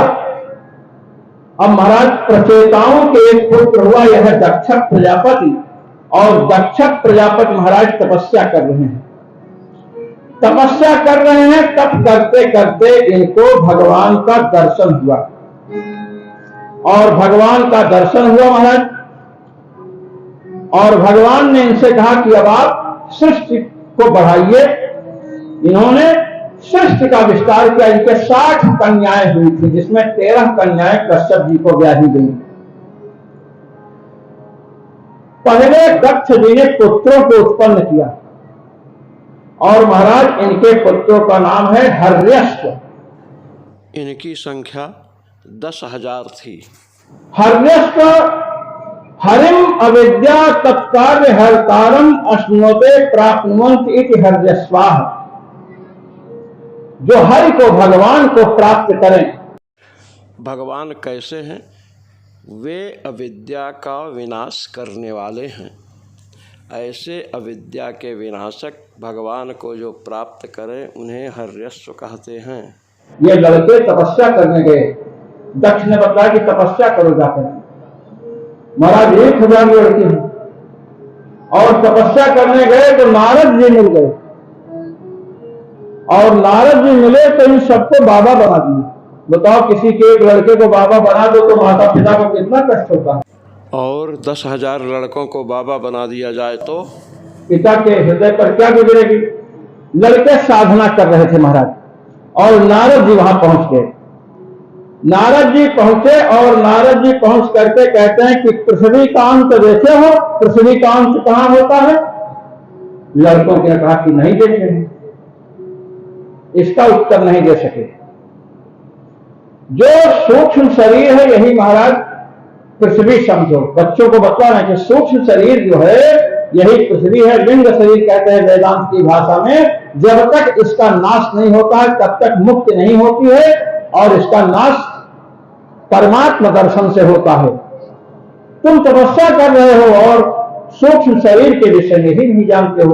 दूसरा प्रश्न किया, एक ऐसा देश है जहां एक ही पुरुष रहता है, उसे जानते हो? लड़कों ने कहा कि नहीं जानते हो। अरे कहिए, माया रूपी एक देश है जहां परमात्मा रूपी एक ही पुरुष निवास करता है, तुम नहीं जानते हो? कहे अच्छा, एक ऐसा क्षेत्र है, दिल है, मार्ग है, जहां पर जाने का तो रास्ता है, आप जा तो सकते हो लेकिन वहां से लौट नहीं सकते हो। अब आप बताइए कि आप जिस रास्ते से कथा सुनने आए हैं इसी रास्ते से लौट करके भी तो जाएंगे ना। ये एक ऐसा मार्ग है जहां से तुम सब जा तो सकते हो, तुम तो उससे लौट नहीं सकते हो। दूसरा लौटने का रास्ता नहीं, बताओ क्या है।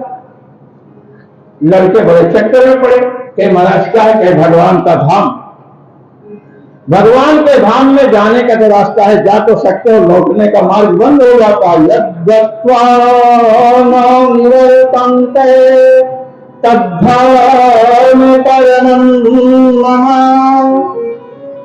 भगवान के धाम से लौटने का मार्ग नहीं। कि अच्छा ये बताइए कि एक ऐसी स्त्री है जो अनेक रूप धारण करती है, जानते हो? कहे कि एक स्त्री अनेक रूप धारण करती है, हम लोगों को पता नहीं महाराज, आप ही बताओ। कहते हैं बुद्धि रूपी वह स्त्री है, बुद्धि ही स्त्री है। बुद्धि को जीव की पत्नी बताया जा रहा है। महाराज आज बुद्धि में आएगा कि मकान बना ले, फिर आएगा कि दुकान बना ले, फिर आएगा कि ये बना ले वो बना ले, और सब बना लेंगे तब भजन करेंगे, और सब बनने के बाद भजन से निष्ठा ही हट जाती है। बुद्धि अनेक रूप धारण करती है। बुद्धि ही जीव की स्त्री है जो अनेक रूप धारण करती है और जीव को मोहित करती रहती है। तो अच्छा ये बताइए कि एक ऐसी नदी है जो पूर्व भी बहती है, पश्चिम भी बह रही है, या उत्तर बहने लगती है तो दक्षिण भी बहती है। ऐसी कोई नदी बताओ जो दोनों तरफ बह रही हो। लड़कों ने कहा कि महाराज ऐसी नदी तो संसार में देखी नहीं जाती है। अरे जो पूर्व में बह रही है पश्चिम में नहीं बहेगी, जो पश्चिम वाहिनी है वो पूर्व में नहीं बहेगी। नारद जी ने कहा कि है एक नदी। कह महाराज कौन नदी है? कह माया रूपी नदी है। सृष्टि होती है तो समझो बहाना शुरू हो गई, और प्रलय होता है तो भी समझो कि बाढ़ ही रही है। ये पालन, प्रलय और उत्पत्ति सब माया के कार्य है। पहले भी बह रहे, पहले नीचे आती है फिर नीचे से ऊपर जाती है। ऐसा है कि जब सृष्टि होती है, ये प्रश्न थोड़ा टेढ़ा लग रहा है, ऊपर भी बहती है नीचे भी बहती है। देखिए नीचे तो बहती है, आप सब जानते हैं, नदी भी नीचे बहेगी, और फिर नीचे से ऊपर कैसे बहेगी भाई?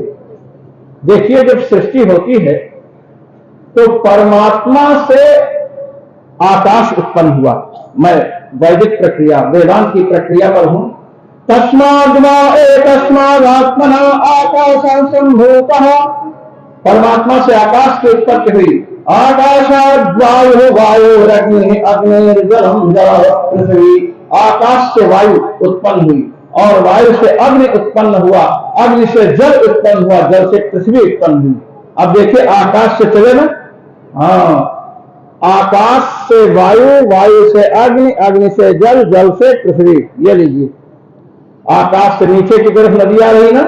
हाँ, अब जब प्रलय होगा तो ये जो पृथ्वी सबसे नीचे है, ये पृथ्वी अपने कारण जल में लीन होगी, इसमें लीन होगी, और ये जल अग्नि में लीन होगा, और अग्नि वायु में लीन होगी, और वायु आकाश में लीन, ये नीचे से फिर ऊपर चलेगी। तो ये माया रूपी नदी है जो ऊपर से नीचे बहती है और नीचे से ऊपर बहती है। इस प्रकार महाराज कहा कि अच्छा ये बताओ, एक ऐसा हंस है जिसकी कहानी बड़ी विचित्र है, और उस हंस का जो सेवन करे उसको मार्ग मिलता है। कि महाराज हम नहीं जानते, कहे शास्त्र, वेद और शास्त्र ही वो हंस हैं जिनका सेवन किया जाए, जिन्हें पढ़ा जाए गुरुमुख से, तो महाराज परलोक का, इहलोक का मार्ग मिलता है। कहते अच्छा एक बात और बताइए, एक ऐसा चक्र है जो हमेशा घूमता रहता है और उसकी धारें वज्र और छुरे की भांति तेज हैं, बताओ वो चक्र कौन है? हर्यस्त जो दक्ष कुमार है उन्होंने कहा कि महाराज पता नहीं, कहे तुम्हें कुछ पता ही नहीं। अरे कुछ तो उत्तर देते। काल ही वह चक्र है जो सबको मारता रहता है। अंत में जब इस प्रकार प्रश्न किया, कहे जब काल चक्र घूम ही रहा है, तुम चाहे यहां पर तपस्या करो, चाहे रामेश्वरम में चले जाओ, चाहे अयोध्या, चाहे वृंदावन, कहीं भी जाओ, यदि तुम भगवत भक्ति से शून्य हो, मोक्ष मार्ग की ओर नहीं बढ़ रहे हो, तो सकाम कर्म करोगे, मरोगे, फिर जन्म लोगे। पुनरपि जननम पुनरपि मरणम पुनरपि जननी जठरे शयनम।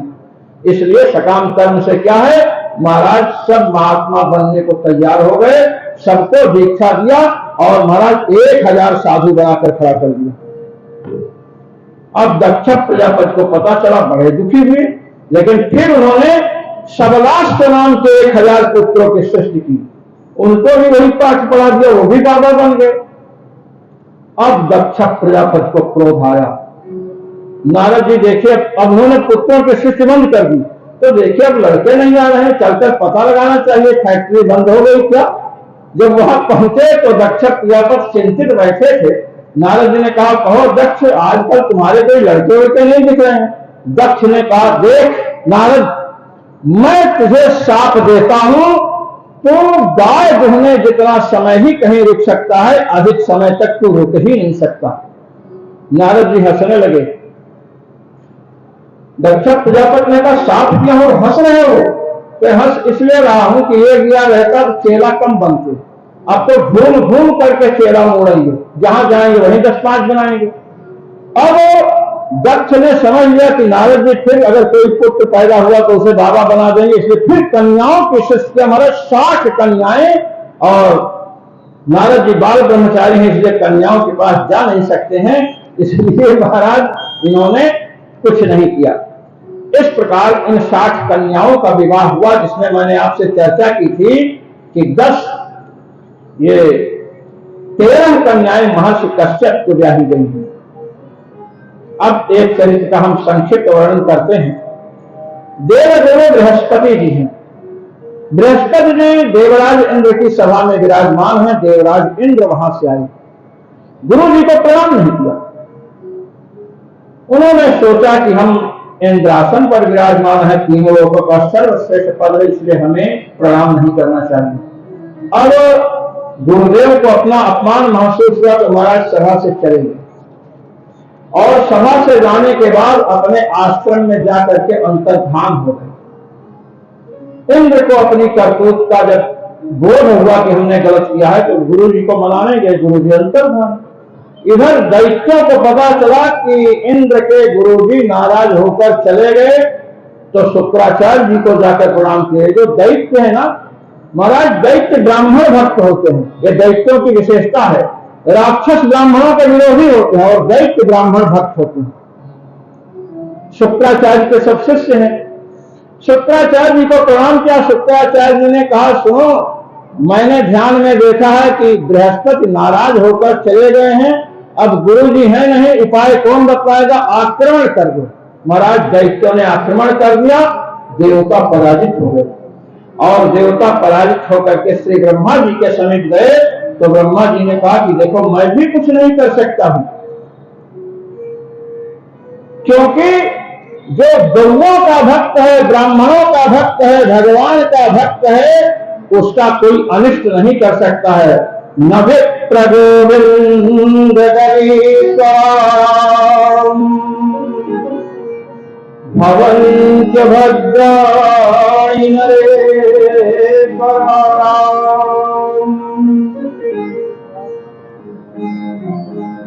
दैत्यों के गुरु शुक्राचार्य जी, और आप लोग गुरु से विहीन हो चुके हो, इसलिए किसी को गुरु बनाओ। बिना गुरु बनाए काम नहीं चलेगा। अब महाराज थे क्या करें, कैसे करें? तो महाराज वहां से जो है इनको भेज दिया एक ऋषि के पास, और ये ऋषि जो है विश्वरूप नाम है इनका, विश्वरूप। इनकी माता दैत्य कुल की है, दैत्य लोग मामा लगते हैं। विश्वरूप को कहा कि आप हमारे गुरु बन जाओ, पुरोहित बन जाओ। तो उन्होंने कहा पौरोहित कर्म बड़ा खराब है, इसलिए हम नहीं बनेंगे। देवताओं ने बड़ी प्रार्थना की। उनकी प्रार्थना सुनकर के विश्वरूप ऋषि उनके पुरोहित बन गए और उन्होंने नारायण कवच का उपदेश दिया। नारायण कवच का बड़ा महात्म्य है। नारायण कवच को प्राप्त करके देवराज इंद्र अत्यंत शक्तिशाली हो गए। विश्वरूप ऋषि के द्वारा आहुतियाँ डलवाते थे, किंतु वे दैत्यों को भी आहुति देते थे। इसलिए देवराज इंद्र ने विश्वरूप का वध कर दिया। त्वष्टा ऋषि अत्यंत क्रुद्ध हैं, बड़े तांत्रिक महर्षि हैं, तंत्राचार्य हैं, बड़े दुर्धर्ष तपस्वी हैं। अब इसी से आप समझ सकते हैं, जिनके पुत्र को देवराज इंद्र गुरु बना रहे हैं, वे त्वष्टा ऋषि कितने पहुंचे हुए सिद्ध महामुनि होंगे। जब उन्हें पता चला कि मेरे पुत्र विश्वरूप का वध कर दिया है इंद्र ने, पुरोहित बना करके महाराज वध किया। पुरोहित साक्षात गुरु के समान होता है।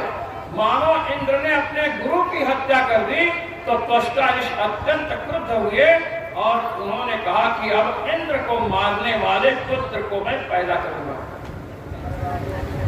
अब महाराज त्वष्टा ऋषि ने दक्षिणाग्नि में आहुति डाली और देखिए एक मंत्र बोल रहे हैं, इस पर ध्यान दीजिए। ये मंत्र बोल रहे हैं, इंद्र शत्रो विवर्धस्व। इतना बोला, इंद्र शत्रो विवर्धस्व बोला, यही है। अब इंद्र शत्रु में जो इंद्र शत्रु शब्द है, इसका अर्थ है इंद्र से शत्रु संबोधन इंद्र शत्रु, हे इंद्र को मारने वाले, यह त्वष्टा का आशय है। और जब बहुप्रिय समास होगा तो होगा इंद्र शत्रु यस्य सह इंद्र शत्रु, इंद्र ही हो मारने वाले जिसको, ऐसे को कहेंगे इंद्र शत्रु। अब त्वष्टा से इंद्र शत्रु का उच्चारण कर रहे हैं, किंतु स्वर में गड़बड़ी आ रही महाराज। जब हम वेद का पारायण करते हैं, वेद पाठ करते हैं, तो जो वैदिक विद्वान है वो जानते हैं कि सस्वर वेद का उच्चारण किया जाता है तो महाराज स्वर में गड़बड़ी नहीं होनी चाहिए। स्वर में गड़बड़ी हुई तो महाराज अर्थ का अनर्थ हो जाता है। त्वष्टा जैसा वैदिक ऋषि दक्षिणाग्नि में आहुति डाल रहा है और बोल रहा है इंद्र शत्रु विवर्धस्व, और बोलना यही है। किंतु जब हम इंद्र शत्रु बोलेंगे तो महाराज क्या होगा, आदि उदात्त कर देंगे ई को जब उदात्त कर देंगे, देखिए लोग वैदिक लोग बैठे हैं, ई को जब उदात्त बोलेंगे महाराज तो महाराज ये हो जाएगा, ये बहुप्रिय समास। आद्य उदात्त हुआ तो हो जाएगा बहुप्रिय समास, और अनुदात्त हुआ तो महाराज हो जाएगा षष्ठी तत्पुरुष। इन्होंने गड़बड़ कर दिया। यहां पर हम सूत्र का व्याख्यान नहीं करना चाहते, आगे बढ़ रहे हैं। बहुप्रियो प्रकृत्या पूर्वपदम, इससे आद्युदात्त होता है। बहुप्रिय आद्युदात्त इंद्र शत्रु में ई पर जोर देंगे। उदात्त कहते हैं कि तालवाद स्थानों के ऊर्ध्व भाग से निष्पन्न आते हो, ऐसा लोग इंद्र शत्रु विवर्धस्व, ई पर जोर दिया, इंद्र शत्रु विवर्धस्व, ई पर जोर दिया, और ई पर जोर देने से बहुप्रिय समास हो गया। इंद्र शत्रु यस्य सह इंद्र शत्रु, इंद्र ही मार डालने वाले हो जिसको, ऐसे तुम बढ़ो। महाराज वृत्रासुर पैदा हुआ, इंद्र ने मार दिया। अच्छा बोलना क्या था, देखिए दो उच्चारण है, इंद्र शत्रु विवर्धस्व, ऐसा बोले गड़बड़ होगा, इंद्र शत्रु विवर्धस्व, ये बोलना था। ई पर जोर नहीं लगाना था, ई पर जोर लगा दिए तो महाराज बहुप्रिय समास हुआ, इंद्र ने ही मार डाला लड़के को। और यदि कहते इंद्र शत्रु विवर्धस्व तो षष्ठी तत्पुरुष होता, इंद्र को मारने वाले तुम बढ़ो, तो वृत्रासुर इंद्र को मारता। यह स्वर की गड़बड़ी से, इसलिए जब इन्होंने आहुति डाली तो गड़बड़ हो गई। अब क्यों गड़बड़ हुआ, क्योंकि इंद्र देवताओं के पक्ष में है महाराज। इंद्र भगवान का आश्रय लेते हैं, जब विपत्ति पड़ती है भगवान अपने भक्त की रक्षा करते हैं। त्वष्टा जैसा महावैदिक घन पाठ जटा पाठ करने वाला ऋषि महाराज स्वर में गड़बड़ी कर दिया और वृत्रासुर पैदा होता है। महाराज वृत्रासुर ने इंद्र पर चढ़ाई कर दी और इंद्र पर चढ़ाई की महाराज युद्ध होने लगा। और जब युद्ध होने लगा तो वृत्रासुर ने ऐसा पकड़ा जैसे क्या बोलते हैं लोग, आपने कटहर का कोया खाया होगा, या आप समझ लीजिए जैसे आपकी मनपसंद मिठाई आप हाथ में उठाते हैं, रसगुल्ला है, लड्डू है, रसमलाई है, ऐसे ही रसमलाई जैसे पकड़ लिया। अब इंद्र छटपटाने लगे, पकड़कर बंदी बना दिया। महाराज भगा दिया और इंद्र भाग कर गए। अब बड़े परेशान हैं, भगवान के समीप गए, ब्रह्मा जी के। ब्रह्मा जी ने भगवान के समीप ले जाकर कहा कि वही सबकी रक्षा करते हैं। भगवान ने कहा कि जाओ इंद्र, महर्षि दधीच की अस्थियों की याचना करो। ये महर्षि दधीच भी नारायण कवच का पाठ करते थे महाराज, और एक इनके पास डंडा था, दंड, और उसी से जड़ियों को फोड़ते थे, पीते थे, कवच पाठ करते थे। इनकी अस्थियां वज्र की हो गई थी। महाराज इंद्र गए और महर्षि दधीच से अस्थियों की याचना की। महर्षि दधीच ने कहा योग, गौओं से शरीर को चटवाया गया, अस्थियां निकाली गई, उन्होंने प्राणोत्सर्ग किया। दधीच जी ने प्राण त्यागा, इसे नहीं प्राण त्यागा है। दधीच जी ने ध्यान किया कि मेरी अस्थियां कहां कहां जाएंगी। पहले अस्थियों में, हड्डियों में प्राण बसता था। हजारों लोग तपस्या, हजारों वर्ष, सहस्रों वर्ष तपस्या करते थे और शरीर में दीमक महाराज लग जाती थी और फिर भी शरीर की हड्डियों में प्राण रहता था।